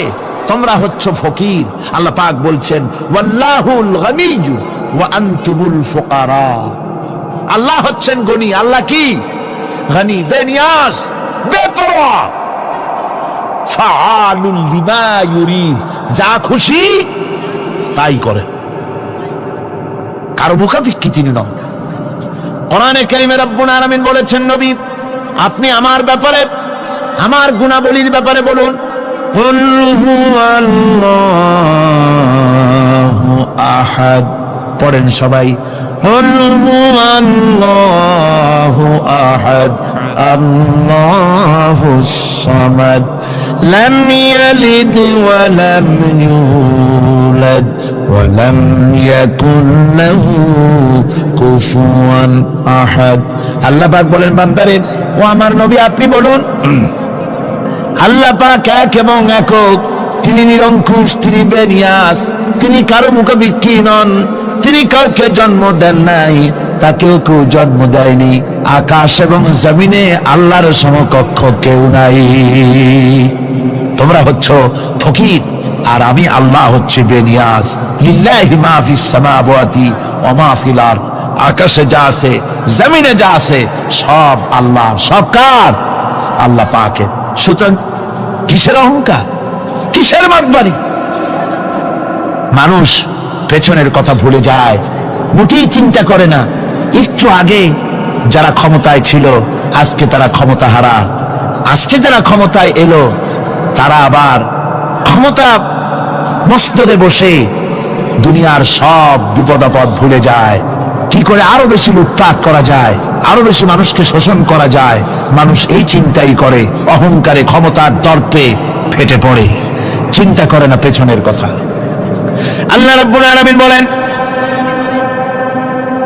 যারা নাকি মুমিন বান্দাদের বিনয় এবং বিনম্রতা তাদের মধ্যে সৃষ্টি হয়ে যাবে, তার কারণ হলো আল্লাহ পাক বলেছেন, ওয়ালা তামশি ফিল আরদি মারহান ইন্না ইন্নাকা লান তাখরিকাল আরদা ওয়া লান তাবলুগাল জিবালা তুলা ওয়ালা তামশি ফিল আরদি মারহান, আমার জমিনের উপরে অহংকার করে পা ফেলো না। তুমি কি পারবে অহংকার করে আমার জমিনটাকে ফাটাই দিতে? কি বলেন, পারা যাবে? অহংকার করে জমিনের উপরে লাথি মারেন জোরে, জমিন ফাটবে? ফাটবে না, আপনার পা ছিঁড়ে যাবে। আপনি কি পারবেন অহংকার করে পাহাড়ের উচ্চতা লাফ দিয়ে ছাড়াই যেতে পারবেন? তাও পারবেন না। সুতরাং আল্লাহ পাকের উপরে ঈমান আনলে পরে তাদের মাথায় ভাবে নত হয়ে যায়, অহংকার তাদের মধ্যে জায়গা পায় না। অহংকার কিসের অহংকার তোমার? মানুষ তার জন্মের কথা, কোরআনে কারীম বলে মানুষ কি তার জন্মের কথা স্মরণ করে না? তোমার তো এমন অবস্থা ছিল, দুনিয়ায় উল্লেখযোগ্য বিষয়বস্তু হিসাবে তুমি পরিগণিত ছিলে না। তুমি হচ্ছ, তোমার জন্মের উৎস কথা হচ্ছে এক ফোঁটা নাপাক পানি, এমন নাপাক পানি যা শরীর থেকে নির্গত হলে পরে গোসল করা ওয়াজিব হয়ে যায়। এমন এক ফোঁটা নাপাক পানি যার জন্মের উৎস, তার আবার অহংকার কিসের? পৃথিবীতে অহংকার যারাই করলো আল্লাহ পাক তাদেরকে ভালো করে দেখায় দিলেন। নমরুদকে দেখায়ছেন, ফেরাউনকে দেখায়ছেন, যুগের ছোট ছোট নমরুদ ফেরাউন যেখানে যেখানে খুদে খুদে ফেরাউন হয়েছে আল্লাহ সকলকেই দেখিয়ে দিয়েছেন, দেন নাই? দেখিয়ে দিয়েছেন। সুতরাং মাথা নিচু করে চলতে হবে, বিদ্যার বড়াই করা চলবে না। কত লেখাপড়া করেছো তুমি? এমএ পাস করেছো, তাতে কি হয়েছে? সবে মাত্র বর্ণবোধ পড়েছো, জ্ঞানের রাজ্যে পা ঢুকিয়েছো, এখনো কিছু শেখনি। টাইটেল পাস করেছো, তো কি হয়েছে? কদ্দুর শিখেছো? নিউটনের মতো মানুষ মৃত্যুর সময় বললেন, জ্ঞান সমুদ্রের বেলাভূমিতে দাঁড়িয়ে সামান্য বালু কণা নিয়ে নাড়াচাড়া করলাম, অথই সমুদ্রের কিছুই দেখতে পারলাম না। শেখ সাদি রহমতুল্লাহ আলাইহি ইন্তেকালের সময় বলেছেন, মালুম শোধ কি হিচ মালুম না শোধ, সারা জীবন সাধনা করে বুঝিলাম ইহা যে কিছুই বুঝিলাম না। এগুলি হচ্ছে জ্ঞানীদের কথা। আর কোন রকম ইউনিভার্সিটির বারান্দা দিয়ে 3-4 দিন হাঁটছে, কয় যে সব বুঝি। কি বুঝছো? কয় দেয়ার ইজ নো গড, স্রষ্টা বলতে কেউ নেই। পাগল কি আর গাছে ধরে মিয়া? সুতরাং বিদ্যার বড়াই চলবে না, স্বাস্থ্যের বড়াই চলবে না, অর্থের বড়াই চলবে না। অর্থের বড়াই করবে, কত অর্থ তোমার হয়েছে, আল্লাহ যদি ইচ্ছে করেন ব্রেনের মধ্যে, মগজের মধ্যে এমন টিউমার করে দিবেন, মগজের মধ্যে এমন ক্যান্সার করে দেবেন, হার্টের ভিতরে এমন ক্যান্সার লাগায় দিবেন, 14 গোষ্ঠী বিক্রি করলে ঔষধের পয়সা হবে না। পারবে কিনা আল্লাহ কন? জোরে বলবেন, পারবেন কিনা? এমন বহুত অসুখ আছে ডাক্তাররা বোঝেই না ঔষধ দেবে কি। হযরত ইউনূস আলাইহিস সালাম মাছে তারে গিলে ফেলে দিল, হতাশায় তিনি হার্ট ফেল করেন নাই। মাছের পেটের মধ্যে যদি কেউ চলে যায়, বেরিয়ে যাওয়ার জন্য কোনো ব্যাকডোর আছে নাকি কন? পালাবার কোন রাস্তা আছে? মাছের পেটের জানালা দরজা আছে কিছু? কিছুই নেই। তিনি হতাশ হলেন না, মাছের পেটের ভেতরে বসে হযরত ইউনূস আলাইহিস সালাম বুক ভরা আশা নিয়ে আল্লাহর দরবারে তিনি ঘোষণা করলেন, লা ইলাহা ইল্লা আনতা সুবহানাকা ইন্নী কুনতু মিনাজ জালিমিন। পড়েন না সবাই, লা ইলাহা ইল্লা আনতা সুবহানাকা ইন্নী কুনতু মিনাজ জালিমিন। হযরত ইউনূস আলাইহিস সালাম বললেন, আল্লাহ তুমি ছাড়া কোনো ইলাহ নাই, তোমার পবিত্রতা ঘোষণা করছি, আমি জালিমদের অন্তর্ভুক্ত হয়ে গেছি। তিনি যখন চিল্লাচ্ছিলেন, মাসির পেটের ভিতরে বসে যখন কাতরুক্তি করতেছিলেন, আল্লাহ বুঝি তখন শোনেন নাই সে কথা? কি বলেন? আল্লাহ বুঝি তখন তন্দ্রায় বা নিদ্রায় ছিলেন না? আল্লাহ পাক কি ঘুমান? তন্দ্রায় যান? লা তাখুযুহু সিনাতুন ওয়ালা নাওম আল্লাহ রাব্বুল আলামিন বলেন কোন তন্দ্রা বা নিদ্রা আল্লাহ রাব্বুল আলামিনকে স্পর্শ করে না। হযরত ইউনূস আলাইহিস সালাম যখন মাছের পেটের ভিতরে বসে চিৎকার মারলেন, আল্লাহ পাক বলেন, ইউনূস রে, তোমার ওই ডাক কেউ শোনে নাই, দুনিয়ার কোন রাজা বাদশাহ শোনে নাই, দুনিয়ার কোন বন্ধু বান্ধব তোমারও শোনে নাই, কিন্তু আমি তোমার আরশের মালিক আমি রব্বুল আলামিন শুনেছি। শুধু শুনি নাই, সঙ্গে সঙ্গে জবাব দিয়ে দিয়েছি। ফাস্তাজাবনা লাহু ওয়া নাজ্জাইনাহু মিনাল গাম্মি। পড়েন, ফাস্তাজাবনা লাহু ওয়া নাজ্জাইনাহু মিনাল গাম্মি ওয়া কাযালিকা নুজিল মুমিনিন। আল্লাহ পাক বলেন, আমি জবাব দিলাম। মাছের পেটের ভিতরে বেদনা শুরু হয়ে গেল, মাছ আর তলদেশে শুয়ে থাকতে পারলো না, সাঁতরাতে পারলো না, মাছ ভেসে উঠল উপরে। পেটের যন্ত্রণায় মাছ কিনারায় চলে এসে বমি করে দিতে পারলে যেন বাঁচি, এই অবস্থা মাছের হলো। কিনারায় চলে এলো, বমি করে ইউনূস আলাইহিস সালামকে ফেলে দিল, মাছও বাঁচলো, ইউনূস আলাইহিস সালামও বাঁচলো। আল্লাহ রাব্বুল আলামিন বলেন, মুমিনেরা শোনো, শুধু ইউনূসকে নয়, ওয়া কাযালিকা নুজিল মুমিনিন। এইভাবে করে মুমিন বান্দারা যদি আমাকে ডাকে, আমার কাছে যদি হাত ফায়লায়, আমি আল্লাহ রাব্বুল আলামিন মুমিনদের এভাবে বিপদ মুক্ত করে দেই। আল্লাহ পাক বিপদ মুক্ত করে দেন। ওয়া ইয়াত্তাকিল্লাহা ইয়াজআল লাহু মাখরাজা। আল্লাহকে যে ভয় করে, আল্লাহ তার জন্য রাস্তা খুলে দেন। যেরকম সুবহানাল্লাহ। দেখেন, ইউসুফ আলাইহিস সালাম, জুলাইখা তাকে আটকায় ফেলেছে ঘরের মধ্যে, তালা দেওয়া, খিল দেওয়া, সিটকানি মারা, পালাবার পথ নাই, চতুর্দিকে উলঙ্গ নগ্ন চিত্র। আর এই সুন্দরী যুবতী নারী জুলাইখা তার প্রেম নিবেদন করেছে হযরত ইউসুফের কাছে। যৌবনে ভরা টকবগে যৌবনের যুবক হযরত ইউসুফ আলাইহিস সালাম, সৌন্দর্যের পিরামিড, বাঁচার কোনো পথ নাই জুলাইখার কুপ্রবৃত্তি চরিতার্থ করে দেওয়া ছাড়া। কিন্তু হযরতে ইউসুফ আলাইহিস সালাম আল্লাহ রাব্বুল আলামিনকে ডাকলেন, হতাশায় ভেঙে পড়লেন না, আল্লাহকে ভয় করলেন, আল্লাহকে ডাকলেন। আল্লাহকে ডেকে, আল্লাহকে ভয় করে তালাবদ্ধ দরজার দিকে যখন দৌড় মারলেন, রব্বুল আলামিন আপন কুদরতে দরজার তালাগুলি খুলে দিলেন।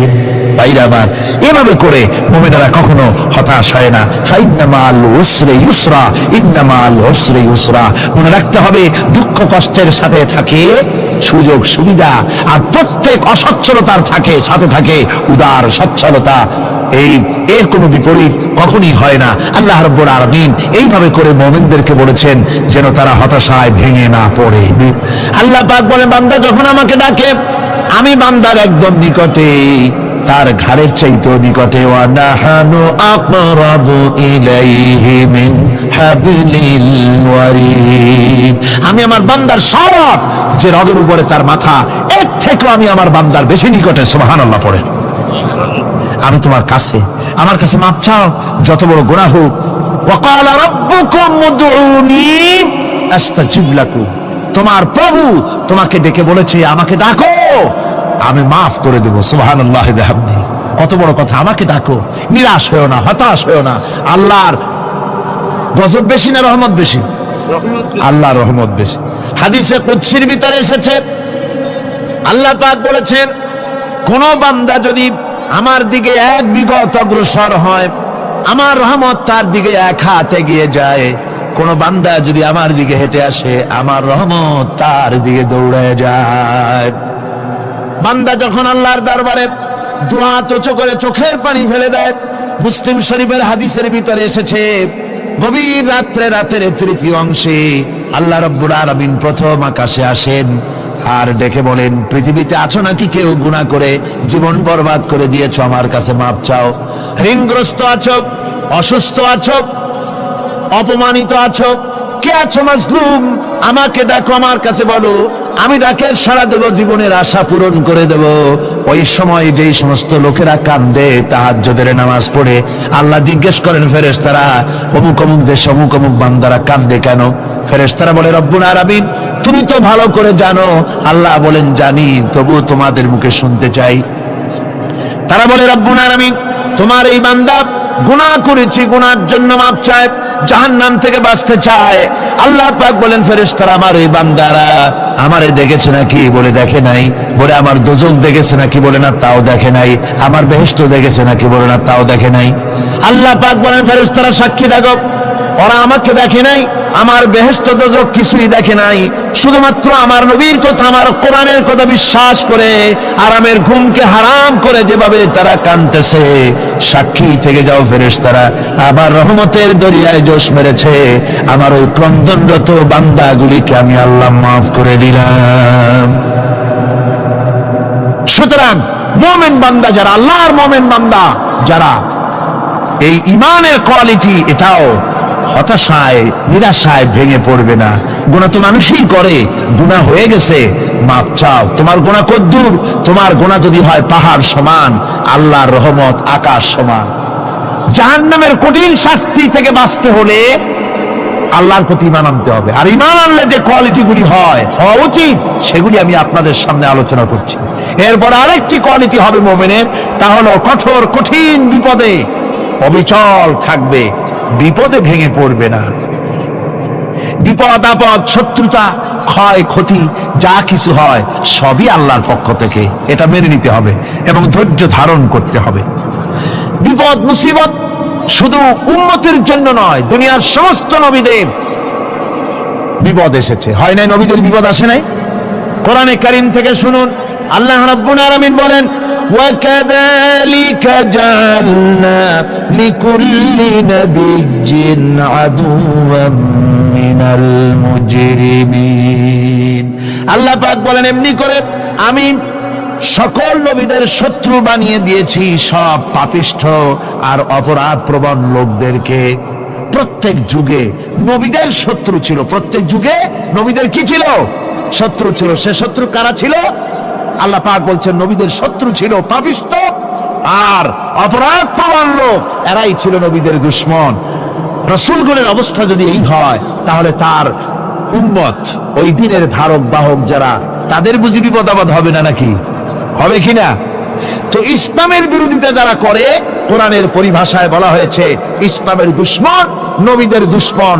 দুনিয়ার সব পাপিষ্ঠ আর অপরাধ প্রবণ লোকেরাই ইসলামের দুশমন হয়, নবীদের দুশমন হয়। আজও দেখেন, আজও তাকিয়ে দেখেন, ইসলামী আন্দোলনের বিরোধিতা যারা করে তারা পাপিষ্ঠ চরিত্রের কিনা, তাকায় দেখেন, খুঁজে দেখেন, সর্বত্র খুঁজে দেখুন, খুঁজে দেখুন।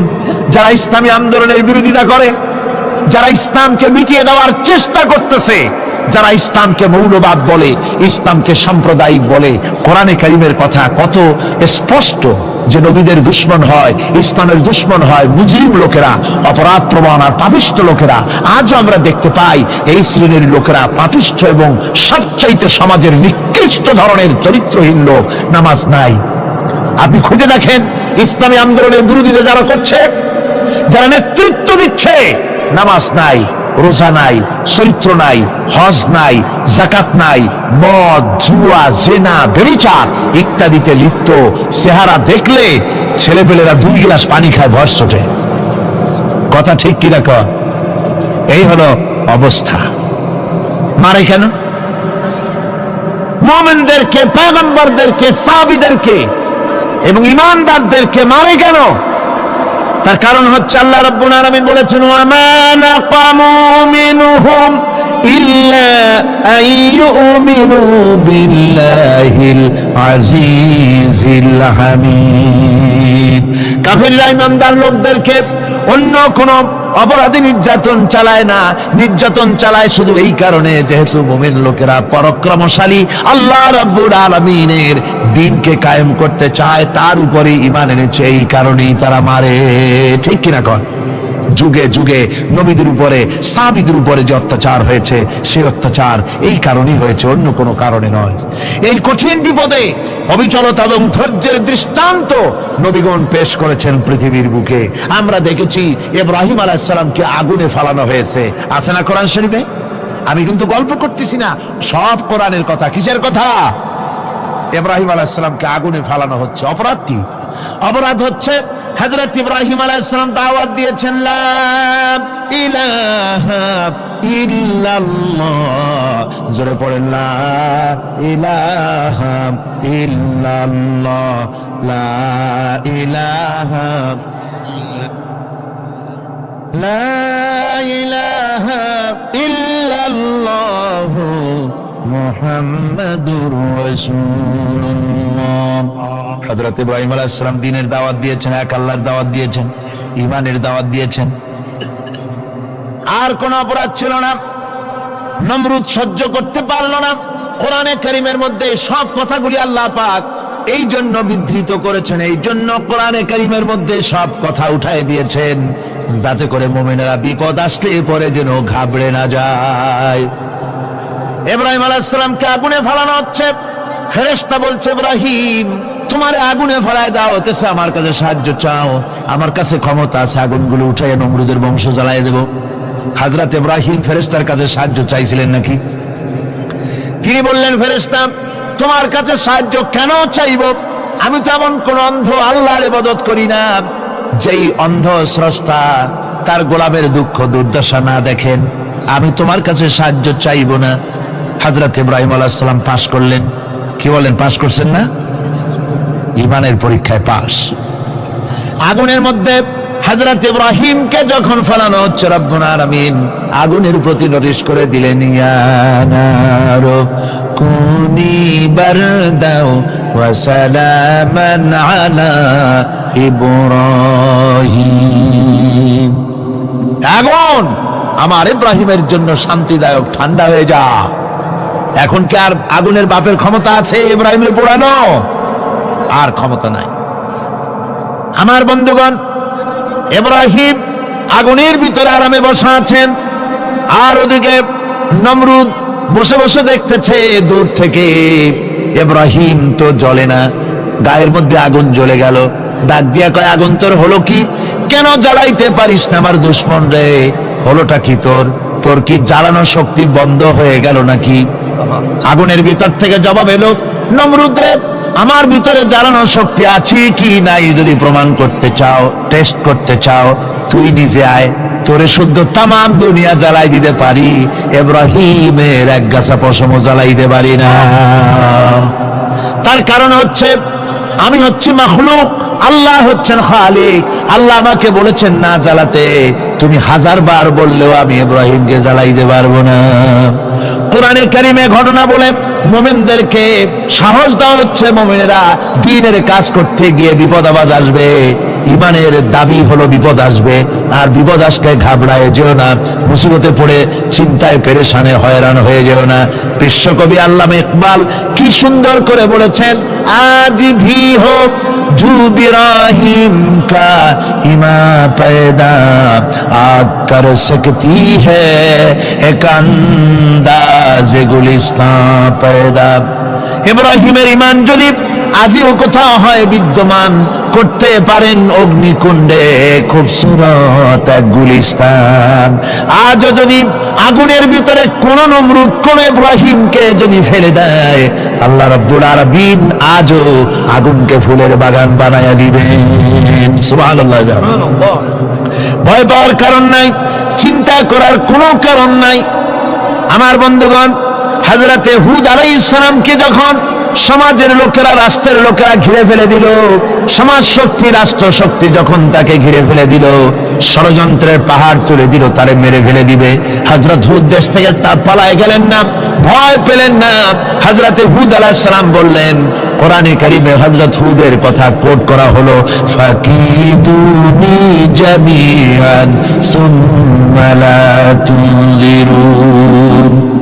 সম্মিলিতভাবে ষড়যন্ত্র করো আমার বিরুদ্ধে, সবাই মিলে ষড়যন্ত্র করো, সুম্মা লা তুনজিরুন, আর আমাকে এতটুকু অবকাশ তোমরা দিও না। ইন্নী তাওয়াক্কালতু আলাল্লাহি রাব্বি ওয়া রাব্বি বিকুম, আমি ভরসা করেছি সেই আল্লাহর উপরে যার কুদরতি হাতের ভেতরে, যিনি আমাদের রব তোমাদেরও রব, আর যার কুদরতি হাতের ভিতরে তামাম পৃথিবীর জানগুলি যার হাতে, সে আল্লাহর উপরে ভরসা করেছি। ষড়যন্ত্র যদ্দূর আছে করতে থাকো, আমি ষড়যন্ত্র পরোয়া করি না। সুবহানাল্লাহ পড়ে। এটাই হলো মুমিনের কোয়ালিটি। শুধু ঈমান, লা ইলাহা ইল্লাল্লাহু মুহাম্মাদুর রাসূলুল্লাহ, গরুর গোশত খাই, আর রবিউল মাস আসতে পরে ইয়া নবী সালাম আলাইকা, ইয়া রাসূল সালাম আলাইকা, তারপরে গরম গরম জিলাপি আর রসগোল্লা খাইলাম খুব বেশি করে, এর নাম মুমিন নয়। মুমিন হচ্ছে তার চলায় ফেরায় ওঠায় বসায় সাহসকে তার এক আন্দাজ তৈরি হবে সে। আমার ভাইয়েরা, বিপদে অবিচলতা আমাদেরকে পয়গম্বরেরা শিক্ষা দান করেছেন। আমরা দেখতে পেয়েছি বিশ্বনবী জনাবে মুহাম্মদুর রাসূলুল্লাহ সাল্লাল্লাহু আলাইহি ওয়াসাল্লাম হিজরতের রাত, কাফেররা চতুর্দিকে দাঁড়ানো, হযরত জিবরাইল এসে বলেন, ইয়া রাসূলুল্লাহ, হে কাফেররা চতুর্দিকে ঘিরে দাঁড়িয়েছে, গভীর রাত, এখন হাতে তাদের তরবারি, সকাল হলে পরেই তারা আপনাকে মেরে ফেলে দিবে, তাড়াতাড়ি ওঠেন, মদিনার দিকে চলে যান। আল্লাহ নবী ঘুমের থেকে জেগে হযরত আলীকে ডেকে বলেন, আলী, আল্লাহ অর্ডার করেছেন আমি মদিনায় চললাম, আমার বিছানার পরে আমার চাদর গায়ে দিয়ে শুয়ে থাকো।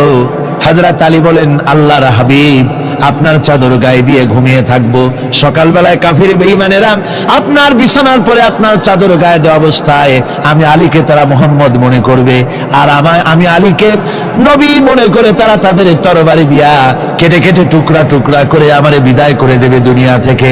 এতটুকুনো পরোয়া করি না, বরং আমার দিলের মধ্যে এটাই তৃপ্তি থাকবে যে আমি আলীর জীবনের বিনিময় আল্লাহর হাবিব দুনিয়ায় বেঁচে আছেন।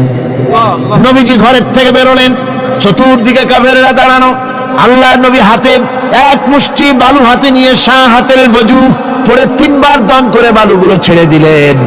বালিগুলি ঘরের চতুর্দিকে কাফেরদের চোখে চলে গেল।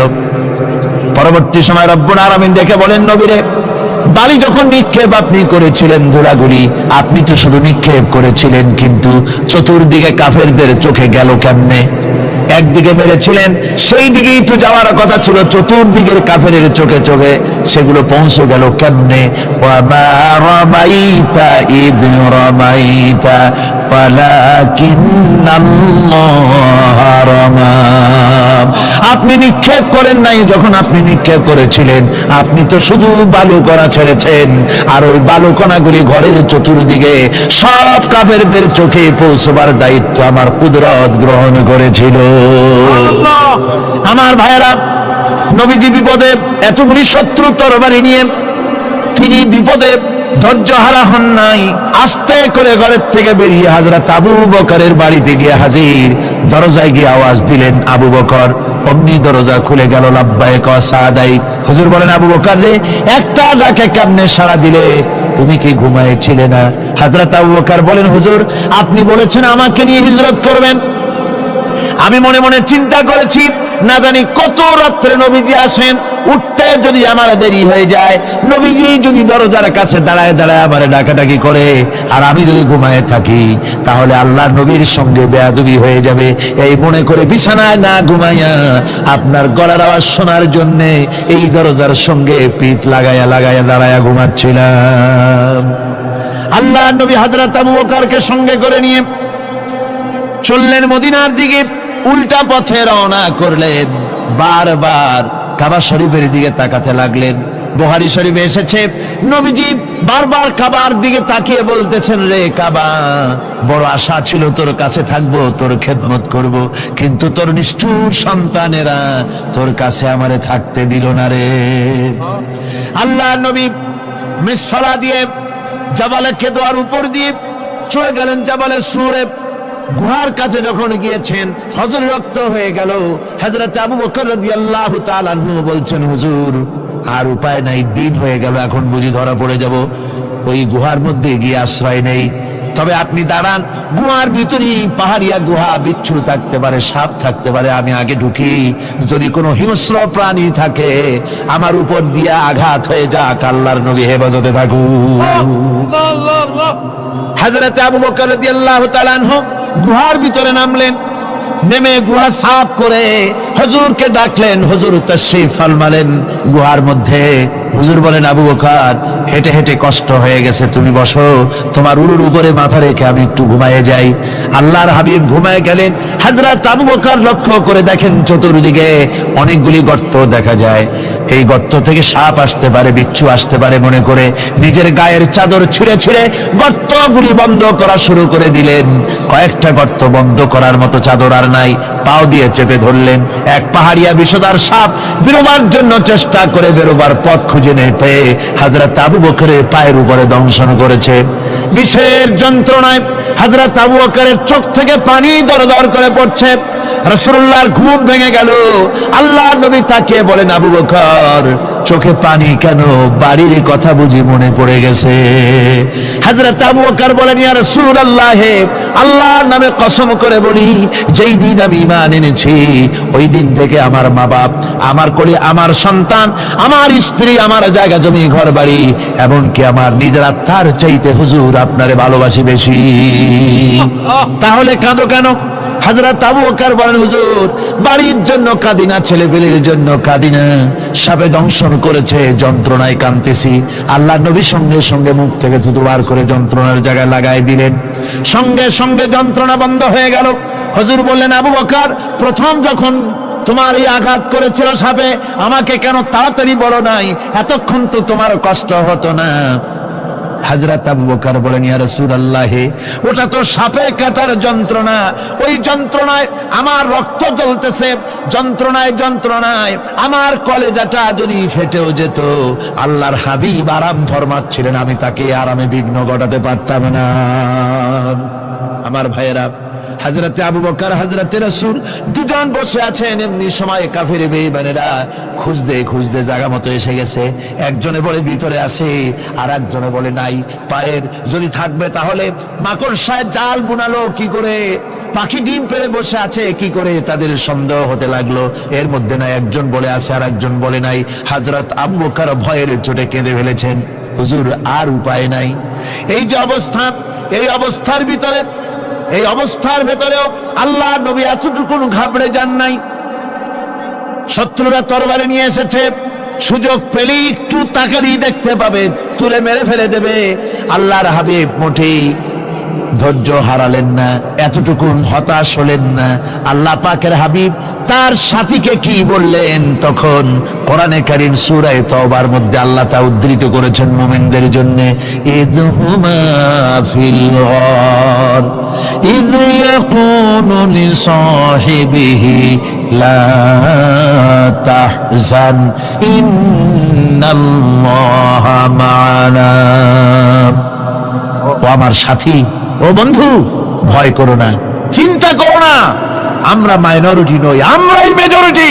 তার কারণ আল্লাহ আমাদের সাথে আছেন। সুবহানাল্লাহ, আল্লাহ আমাদের সাথে আছে। আর বন্ধুগণ, কোরআনে কারীমে রব্বুল আলামিন বলেন, فأنزل الله سكينته عليه وأيده بجنود لم تروها।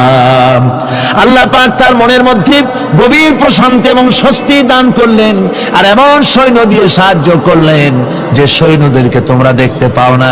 এভাবে করে রব্বুল আলামিন মুমিনদের বিপদে আপদে মুসিবতে সব সময় আল্লাহ পাক মুসলমানদেরকে সাহায্য করেছেন। জোরে বলেন সুবহানাল্লাহ। মুমিনদের সাহায্যকারী আল্লাহ। তাই ইসলামী আন্দোলনের সাথে যারা আছে, যারা কর্মী, যারা নেতা, যারা মুমিন, যারা ঈমানদার, মেঘের মতো প্রচন্ড কালো মেঘ হয়ে চতুর্দিক থেকে অন্ধকারের মতো সে এসেছে বিপদ, কোনো বিপদ না। আল্লাহ পাক সাহায্যকারী। কে সাহায্যকারী? জোরে বলেন, সাহায্যকারী কে? আল্লাহ সুবহানাহু ওয়া তাআলা, তিনি সাহায্যকারী, ভয় নাই। আল্লাহ পাকের উপর ঈমান আনলে পরে কলিজার ভিতরে দুর্জয় সাহসের সৃষ্টি হয়ে যায়, কোনো ভয় অন্তঃকরণে তার থাকে না। আল্লাহ পাক সাহায্য করেন। আর আল্লাহর উপরে ঈমান আনলে পরে রব্বুল আলামিন বলেছেন, ইয়া আইয়ুহাল্লাযীনা আমানু হাল আদুল্লুকুম আলা তিজারাতিন তুনজিকুম মিন আযাবিন আলীম। এমন একটা ব্যবসার কথা কি বলবো না যে ব্যবসায় তোমাদেরকে জাহান্নামের আযাব থেকে বাঁচায় দেবে। তার প্রথম কাজই হলো আল্লাহর প্রতি ঈমান আনা। ঈমান আনলে পরে এই সমস্ত গুণ তৈরি হয়ে যায়। আর ঈমানে সবচাইতে উপকৃত হয় সমাজের লোকেরা, রাষ্ট্রের লোকেরা, পরিবারের লোকেরা, দেশের মানুষ উপকৃত হয় মুমিনদের দিয়ে ঈমানের কারণে। তার কারণ হলো একজন মুমিন, একজন ব্যক্তি যখন ঈমানদার হয়, মুমিন হয়ে যায়, আল্লাহর প্রতি যখন প্রগাঢ় বিশ্বাস তার এসে যায়, তখন সেই ব্যক্তি নৈতিকতার মান তার বেড়ে যায়। জোরে বলেন সুবহানাল্লাহ। নৈতিক চরিত্রের উপরে সে প্রতিষ্ঠিত হয়, সে মিথ্যা বলতে সাহস পায় না। মুমিন ব্যক্তি মিথ্যা বলতে সাহস পায়? পায় না। কেন পায় না? মিথ্যা বলতে সাহস পায় না, ঠকাতে সাহস পায় না, ওজনে কম দিতে সাহস পায় না, শয়তানি বদমাশি করতে সাহস পায় না। তার কারণ হলো আল্লাহ পাক বলে দিয়েছেন, মুমিন কোরআনের ভিতরে পড়েছে, ইয ইয়াতালাক্কাল মুতালাক্কিয়ানি আনিল ইয়ামিনি ওয়া আনিশ শিমালি কাঈদ। দুজন নিয়ন্ত্রণকারী ফেরেশতা তোমার ডানে এবং বামে বসে বসে তোমাকে নিয়ন্ত্রণ করছে। কোথায় যাও, কি করো, এই ফেরেশতারা বসে বসে সব দেখতেছে। মা ইয়ালফিযু মিন কাওলিন ইল্লা লাদাইহি রাকীবুন আতীদ। মানুষ এমন কোনো কথা বলে না যা ফেরেশতারা রেকর্ড না করে, সব রেকর্ড হয়ে যায়। তাই মুমিন ব্যক্তি দায়িত্বহীন কথা বলতে পারে না। মুমিন ব্যক্তির চরিত্র ভালো হয়ে যায়, সে যে কথা বলে বুঝে শুনে কথা বলে, সে যে ওয়াদা করে বুঝে শুনে ওয়াদা করে। যেহেতু সবকিছুর জবাব কিয়ামতে দিতে হবে। কোথায় দিতে হবে? কোথায় দিতে হবে? কিয়ামতে আল্লাহর দরবারে জবাব দিতে হবে।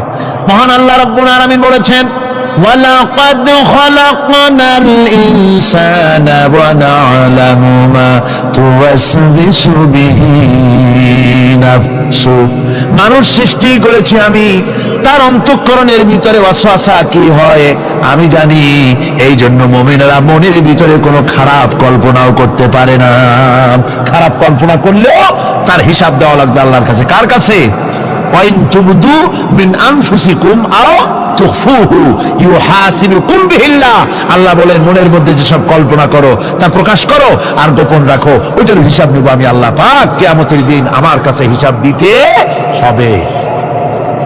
বন্ধুগণ, এই জন্য মুমিন যারা, মুমিনদের চরিত্র প্রতিষ্ঠিত হয়, মুমিনদের ধারণা থাকে যেখানেই যাই না কেন, যেখানেই বসি না কেন, সেখানেই আল্লাহ, আল্লাহ ছাড়া কোনো জায়গা নাই।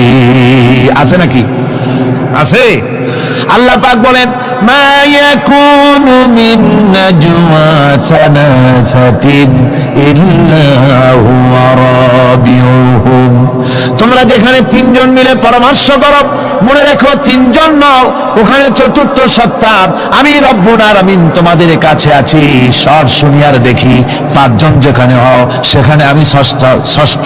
এর থেকে যদি কম হও, এর থেকে যদি বেশিও হও, বান্দারে তুমি আছো যেখানে আমি আল্লাহ আছি সেখানে। উপায় নাই, সব জায়গায় আমি দেখতে পাচ্ছি। শুধু তাই নয়, রাত্রিবেলায় মানুষেরা গোপনে পরামর্শ করে, করে না? করে কিনা? রাতে রাতে পরামর্শ করে, এক জায়গায় বসে, হলের মধ্যে, পাহাড়ের মধ্যে, কোন জায়গায় বসে পরামর্শ করে। কি পরামর্শ?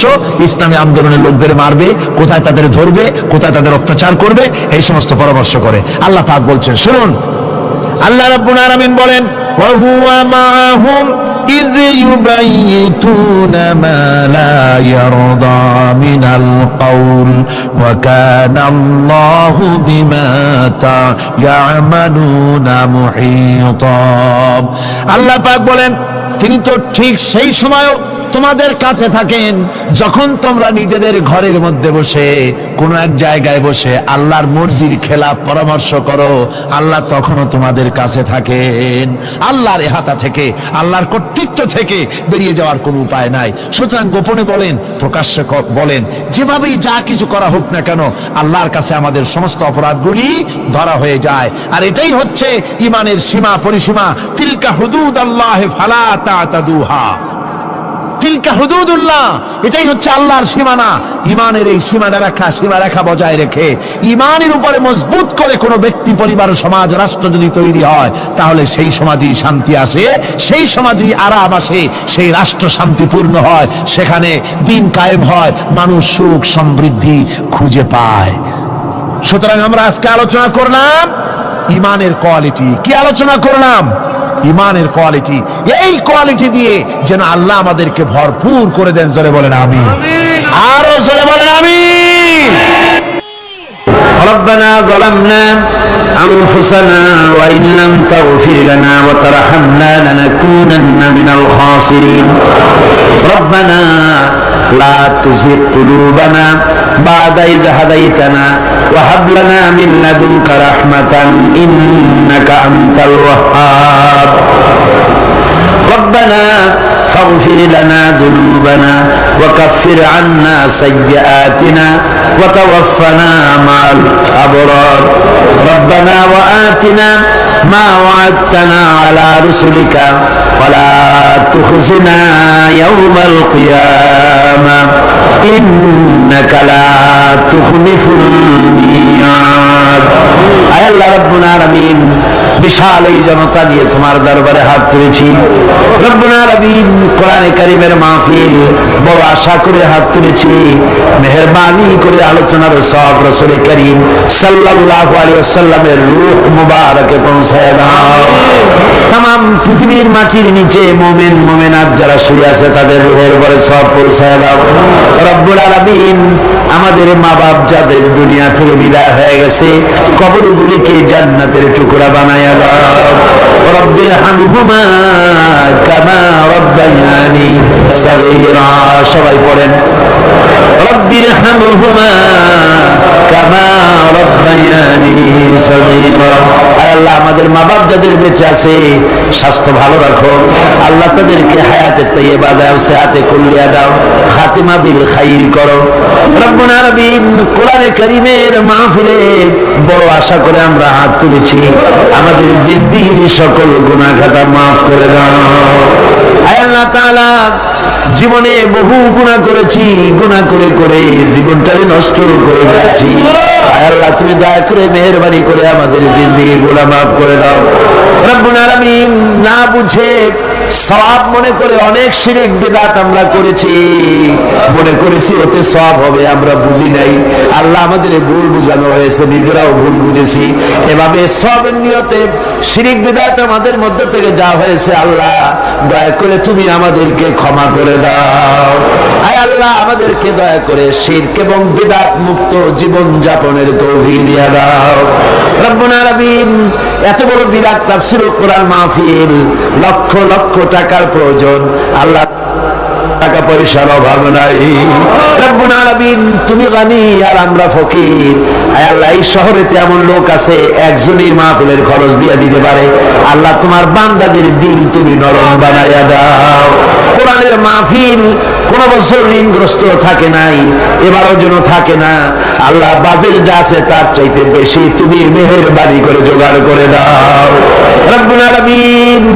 আরেকটা দোয়া তোমার দরবারে করি, চেস্তিয়া বজনিয়া শেষ হয়ে গেল আল্লাহ, ওদের সাথে আমাদের রক্তের সম্পর্ক নাই, ওদের সাথে আমাদের আত্মীয়তার সম্পর্ক নাই, ওদের সাথে আমাদের শুধু ইমানের সম্পর্ক আল্লাহ, ওদেরকে মেরে মেরে কাফেররা শেষ করে দিল মাবুদ।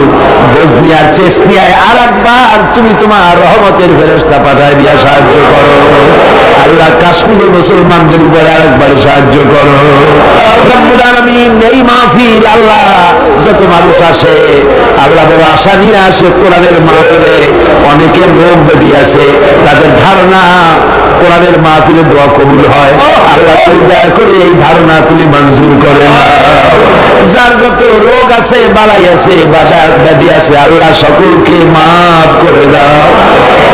সুবহান রাব্বিকা রাব্বিল ইজ্জাতি আম্মা ইয়াসিফুন ওয়া সালামুন আলাল মুরসালিন আলহামদুলিল্লাহি রাব্বিল আলামিন। ওয়াজআল আখিরা কালিমাতিনা ইনদাল মাউত লা ইলাহা ইল্লাল্লাহু মুহাম্মাদুর রাসূলুল্লাহ। ওয়া লাকাদ খালাক ইনসানা ওয়া না'লামু মা তুওয়াসবিসু বিহি নাফসু ওয়া নাহনু আকরাবু ইলাইহি মিন হাবলিল ওয়ারিদ। মানুষ সৃষ্টি করেছি আমি, তার অন্তঃকরণে কি চিন্তা হয়, কি কল্পনা হয় তাও জানি আমি। আর আমি আমার বান্দার যেই সাহারাগের উপরে মাথাটা খাড়া আছে, এই রোগের চাইতেও আমি বান্দার বেশি নিকটে।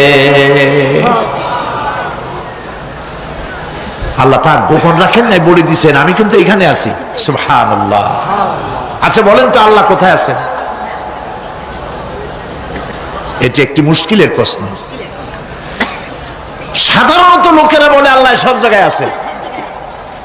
এই কথা, এই জবাব সঠিক নয়। আকীদা সাওয়াব হতে হবে। আল্লাহ সব জায়গায় আছে এই কথা সঠিক নয়। যদি আল্লাহ সব জায়গায় থাকেন তাহলে দুনিয়ার সব জায়গা ভালো না, কিছু কিছু খারাপ আছে। তাহলে খারাপ জায়গায়ও থাকতে হয়। নাউযুবিল্লাহ বলেন।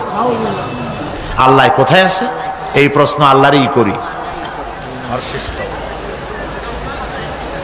সওয়ালে মুকদ্দারের জবাব, পৃথিবীর মানুষ আল্লাহকে প্রশ্ন করবে তুমি কোথায় আছো। রব্বুল আলামিন প্রশ্ন করার আগে জবাব দিয়ে দিয়েছেন, আর রাহমানু আলাল আরশি ইস্তাওয়া। আল্লাহ পাক আরশে আজিমে আছেন। কোথায় আছেন বলে? এক আঙ্গুল আকাশের দিকে উঁচু করে বলেন আল্লাহ কোথায় আছেন? আরশে আজিমে আছেন। সুবহানাল্লাহ। তবে আরশে আজিমে আছেন যে অবস্থা এমন নয় যে তিনি সাংঘাতিক রকমের কুয়াশার কারণে বাংলাদেশে কি হইতেছে তা দেখতে পান না। সে আল্লাহ রাব্বুল আলামিন সব কথা পরিষ্কার করে বলেছেন আমি তোমার ঘাড়ের কাছে। তার মানে আল্লাহর ইলম, তার নজর, তার সামা এবং তার বাসার, তার দেখা, তার শোনা, তার ইলম সবটা আমাকে ঘিরে আছে, আমি তার বাইরে নাই। আল্লাহ মানুষকে সতর্ক করতেছেন, মা ইয়ালফিযু মিন কাওলিন ইল্লা লাদাইহি রাকীবুন আতীদ। মানুষ এমন কোন কথা বলে না যা আমার ফেরেশতারা রেকর্ড করে না রাখে।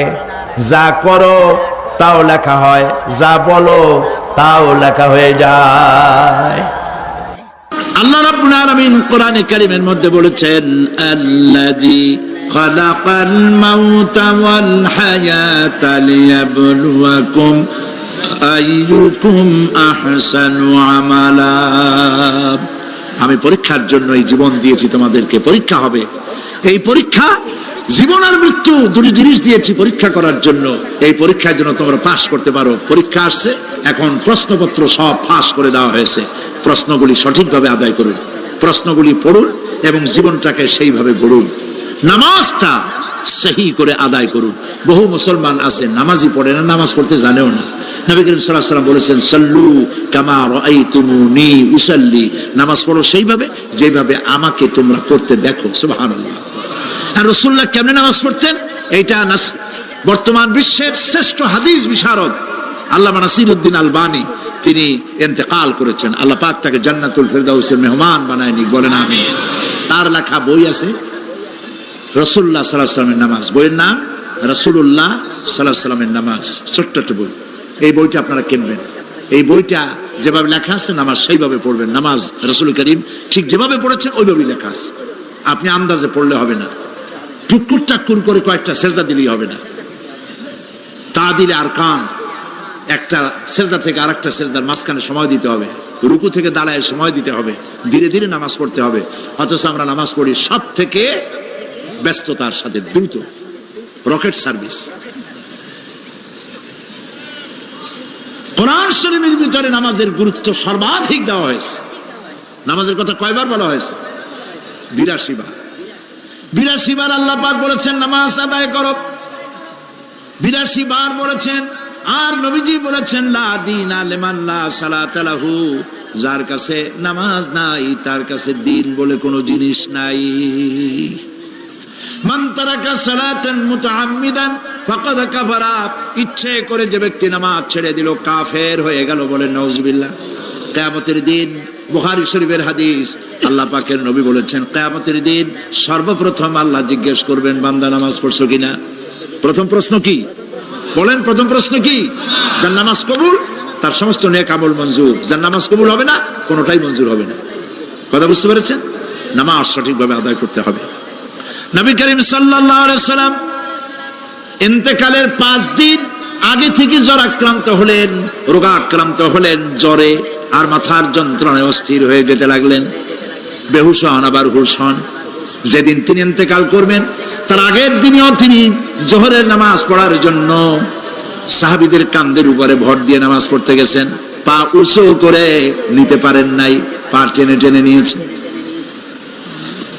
তিনি সেখানে খুতবা দিলেন, বললেন ও আমার উম্মতেরা, এই পৃথিবীতে আল্লাহ রাব্বুল আলামিন তার এক বান্দাকে পৃথিবীর সব জাগতিক সম্পদ দিতে চেয়েছিলেন, কিন্তু সেই বান্দা সব জাগতিক সম্পদকে উপেক্ষা করে আল্লাহর সঙ্গে দিদার করা বেশি পছন্দ করেছেন।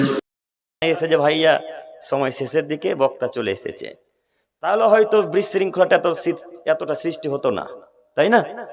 তো আমরা বলছি না যে ভাইয়ের ভুল হয়নি, ভাইয়ের ভুল হয়েছে, কাজে আপনারা এইভাবে চলে গিয়ে কি সমাজটা আজকে জালসাটা কি ঠিক করলেন না ভুল করলেন বলেন তো?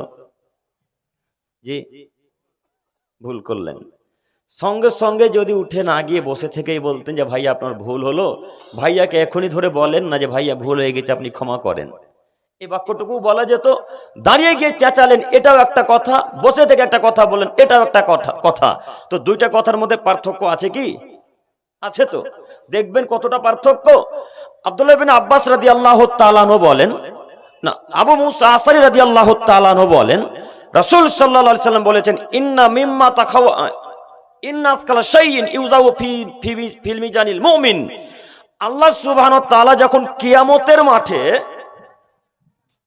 কেন নেকে যাচ্ছে বারবার এটা,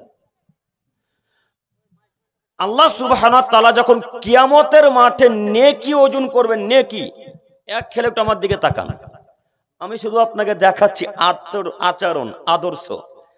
আল্লাহ সুবহানাহু ওয়া তাআলা যখন নেকি ওজন করবেন, তারাজুতে মিজানে যখন নেকি চাপাবেন, তো সব থেকে যে নেকিটা ভারী বলে বিবেচনা করা হবে সেটা হলো ভালো আচরণের নেকি, সৎ আচরণের নেকি, নম্র আচরণের নেকি। অথচ আসমানের নিচে জমিনের উপরে এক বিশাল ইবাদতের নাম সালাত, যে কোনো মানুষের সুবিধা অসুবিধা, পেচ্ছাপ পায়খানা কিছুই বোঝে না, যদি সময় হয়ে যায় যে কোনো মূল্যে পৃথিবীর মুসলিম মানুষকে সালাত আদায় করতে হবে, তার নাম সালাত।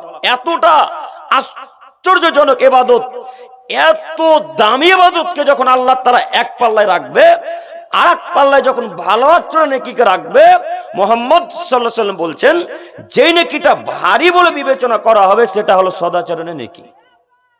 বলেন তো, সদাচরণ নেকি আর সালাতে নেকির মধ্যে কিছু পার্থক্য বুঝতে পারলেন?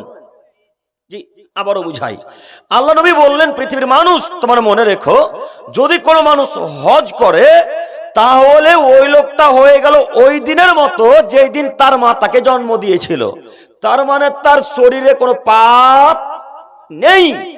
এত বড় ইবাদত হজ, এত দামি ইবাদত হজ, তারপরেও হজের নেকিকে যখন আল্লাহ তাআলা একটা পাল্লাতে রাখবে, আর একটা পাল্লাতে যখন সদাচরণ নেকিকে রাখবে, তখন সব থেকে যে নেকিটা ভারী বলে বিবেচিত হবে সেটা হলো সদাচরণের নেকি। আমি কি আপনাকে বোঝাতে পারলাম সদাচরণ নেকি কত ভারী? সদাচরণ নেকির মতো সালাত, সিয়াম, দান, খায়রাত, হজ, যাকাত, এরকম পৃথিবীর কোন ইবাদত এত ভারী নয় যত ভারী সদাচরণ নেকি। তো দাঁড়িয়ে গিয়েও কথাটা বললেন, বসে থেকেও কথাটা বলা হতো, তো দুইটা কথার মধ্যে কি পার্থক্য আছে? আছে। তো এখন যে চলে গেলেন, তো বিশৃঙ্খলাটা সৃষ্টি হলো আমাদের না আপনাদের? আপনাদের। তো এটা কি মুমিন ব্যক্তি দ্বারা শোভা পায়? একটু কথা বলেন, আমি আপনাকে বারবার বলছি আমার সাথে একটু কথা বলতে হবে। যারা মুমিন, যারা এক আল্লাহকে বিশ্বাস করে, একটু ভাই, একটু আগে ব্রাদার রাহুল ভাই বলছিলেন না মুমিন আর কাফেরের পার্থক্য করছিলেন না? আমরা তো ভেতর থেকে আওয়াজ পাচ্ছিলাম। তো যারা মুমিন তারা কি এইভাবে রাগ দেখিয়ে আচরণ করে চলে যেতে পারে? জি। একটা সাহাবী রাসূলের কাছে এসে বলছে, আল্লাহর নবী আমাকে কিছু উপদেশ দেন না। তখন আল্লাহ নবী বললেন, লা তাকজাব, এই তুমি রাগ করিও না। আল্লাহ নবীকে আবার বলছেন, আল্লাহ নবী আমাকে আরো কিছু উপদেশ দেন। আল্লাহ নবী আবারও বললেন, লা তাকদাব, তুমি রাগ করো না। দ্বিতীয়বার, তৃতীয়বার লোকটা আবারও বললেন, আল্লাহ নবী আপনি কিছু আরো আমাকে উপদেশ দেন। তখন আবারও আল্লাহ নবী বললেন, লা তাকজাব, এই শোনো তুমি রাগ করো না। এই সাহাবীটি যতবার মুহাম্মদ সাল্লাল্লাহু আলাইহি ওয়াসাল্লামকে বলছেন আল্লাহ নবী উপদেশ দেন, ততবার মুহাম্মদ সাল্লাল্লাহু আলাইহি ওয়াসাল্লাম বললেন, লা তাকদাব, তুমি রাগ করো না। লা তাকদাব, তুমি রাগ করো না। লা তাকদাব, তুমি রাগ করো না। কেন? রাগ করা হচ্ছে শয়তানি কাজ। কার কাজ? রাগ দেখানো হচ্ছে শয়তানি কাজ। তাই তো আমাদের নবী বললেন, লা তাকদাব, তুমি রাগ করো না। রাগ করলে তুমি নিজেকে কন্ট্রোল করতে পারবে না, তখন তোমাকে কন্ট্রোল করবে শয়তান আজাজিল। তো আজাজিল যা বলে তাই করেন। তাই তো আল্লাহ নবী বললেন, পৃথিবীর মানুষ রাগ করা থেকে বিরত থাকো। রাগ যদি দেখাও তাহলে তুমি নিজেকে কন্ট্রোল করতে পারবে না। শয়তান রাগের মাথায় সবকিছু করাতে পারে। একটা মানুষ আরেকটা মানুষকে হত্যা করে কেন? তার মাথায় রাগ উঠেছে তাই। একটা মানুষ আরেকটা মানুষের টাকা আত্মসাৎ করে কেন? তার মাথাতে রাগ উঠে গেছে তাই। একটা মানুষ আরেকটা মানুষকে থাপ্পড় মারে কেন? তার মাথাতে রাগ উঠে গেছে তাই। তাই তো আল্লাহ নবী বললেন, পৃথিবীর মানুষ যখনই তোমাদের রাগ হবে তখন তোমরা বলো, আউযু বিল্লাহি মিনাশ শাইতানির রাজিম, আল্লাহ আমি তোমার কাছে ভিক্ষা চাইছি আজাজিল বিতাড়িত বদ শয়তান হতে। আল্লাহ তুমি আজাজিলকে আমার থেকে দূরে রেখো। আল্লাহ তুমি আজাজিলকে আমার কাছ থেকে দূরে রেখো। আল্লাহ তোমার কাছে ভিক্ষা চাইছি যেন আজাজিল আমার কাছে আসতে না পারে। এই জন্য আল্লাহ নবী বললেন, রাগ করো না। কেন? রাগ করলে কে সফল হয়? শয়তান।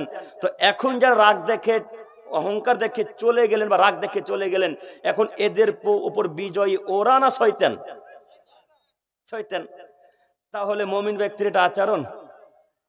জি বুঝতে পারছেন কি আপনারা কথা? ভাই আপনারা কি কথা বুঝতে পারছেন? এটা তো মুমিন ব্যক্তির আচরণ নয়। আপনারা একটা প্রোগ্রাম দেখেছিলেন আমার ওই কিষানগঞ্জের সাইডে গোয়ালপুকুর থানাতে মেলা নিয়ে ঝগড়া হয়েছিল, দেখেছিলেন না? ওই জায়গাতে আমাকে পরস্পর 3 বার থেকে 4 বার বাধা দেওয়া হচ্ছে। 4 বার 20 মিনিটের মাথাতে 20 মিনিটের বক্তব্যতে 4 বার বাধা দিচ্ছে। আমাকে কি দেখেছেন একবার রাগ করে ওনাকে কথা বলেছি? যতবার আমাকে থামিয়ে দিচ্ছেন ততবার আমি ওনাকে হাসি মুখে বলছি, আপনি কি হাদিস কোরআন বোঝেন? কথা বলে না। দেখেছেন কি? আমি আবারও বলেছি, জনাব আনা শেখ শেখ, আমি একটু সম্মান দিয়ে ওনাকে কথা বলে, যেহেতু উনি আমার বাপের বয়সের মানুষ। ওনাকে বলে, শেখ একটু হাদিস কোরআন পড়েন। কেন এইভাবে বলছেন? আচ্ছা ওই জায়গা থেকে আমি রাগ করে উঠে চলে যেতে পারতাম না? কথা বলে না। পারতাম তো। তো রাগ দেখানো কি মুমিনের নীতি? রাগ দেখা কি মুসলিমদের নীতি? তো আপনারা চলে গেলেন কেন? আচ্ছা ভাইকে তো ভাই অপমান হলো, তো আমি কি এখানে অপমান হলাম না? জি আমিও তো অপমান হলাম, আপনারা চলে গেলেন। আচ্ছা আমি আপনাকে বোঝাতে চাইছিলাম এটা মুমিনের আদর্শ নয়। আমি কিন্তু আয়াত এবং হাদিস পেশ করেছিলাম কিয়ামতের আলামতকে নিয়ে, কিন্তু সমাজের চিত্র দেখে আমাকে কথাগুলো বলতে হলো। যাই হোক, সম্মানিত যুবক ভাই, গরুর মাংস খেয়ে রক্ত বেড়ে গেছে, রক্ত গরম হয়ে আছে, কথাই স্বাভাবিক। রাগও বাড়বে, কথাও ঠিক। তো যাই হোক, আমরাও আপনাদের কাছে ভিক্ষা চাইছি যে আপনারা আবারও যেখানে থাকুন না কেন আর একবারের জন্য সামনে আসা যাবে না? ইনশাল্লাহ আসা যাবে কি? যদি আসা না যায় আমি আর কিছু বলতে চাই না। আমি আপনার দিনী ভাই, আমি চাই যে আমি এখানে যতক্ষণ থাকবো একটা বাক্য কোরআন এবং হাদিসের বাইরে পাবেন না ইনশাল্লাহ, এটা আমার ওয়াদা। তবে আমি মানুষ, ভুল হয়ে গেলে সঙ্গে সঙ্গে আমাকে ধরিয়ে দেবেন।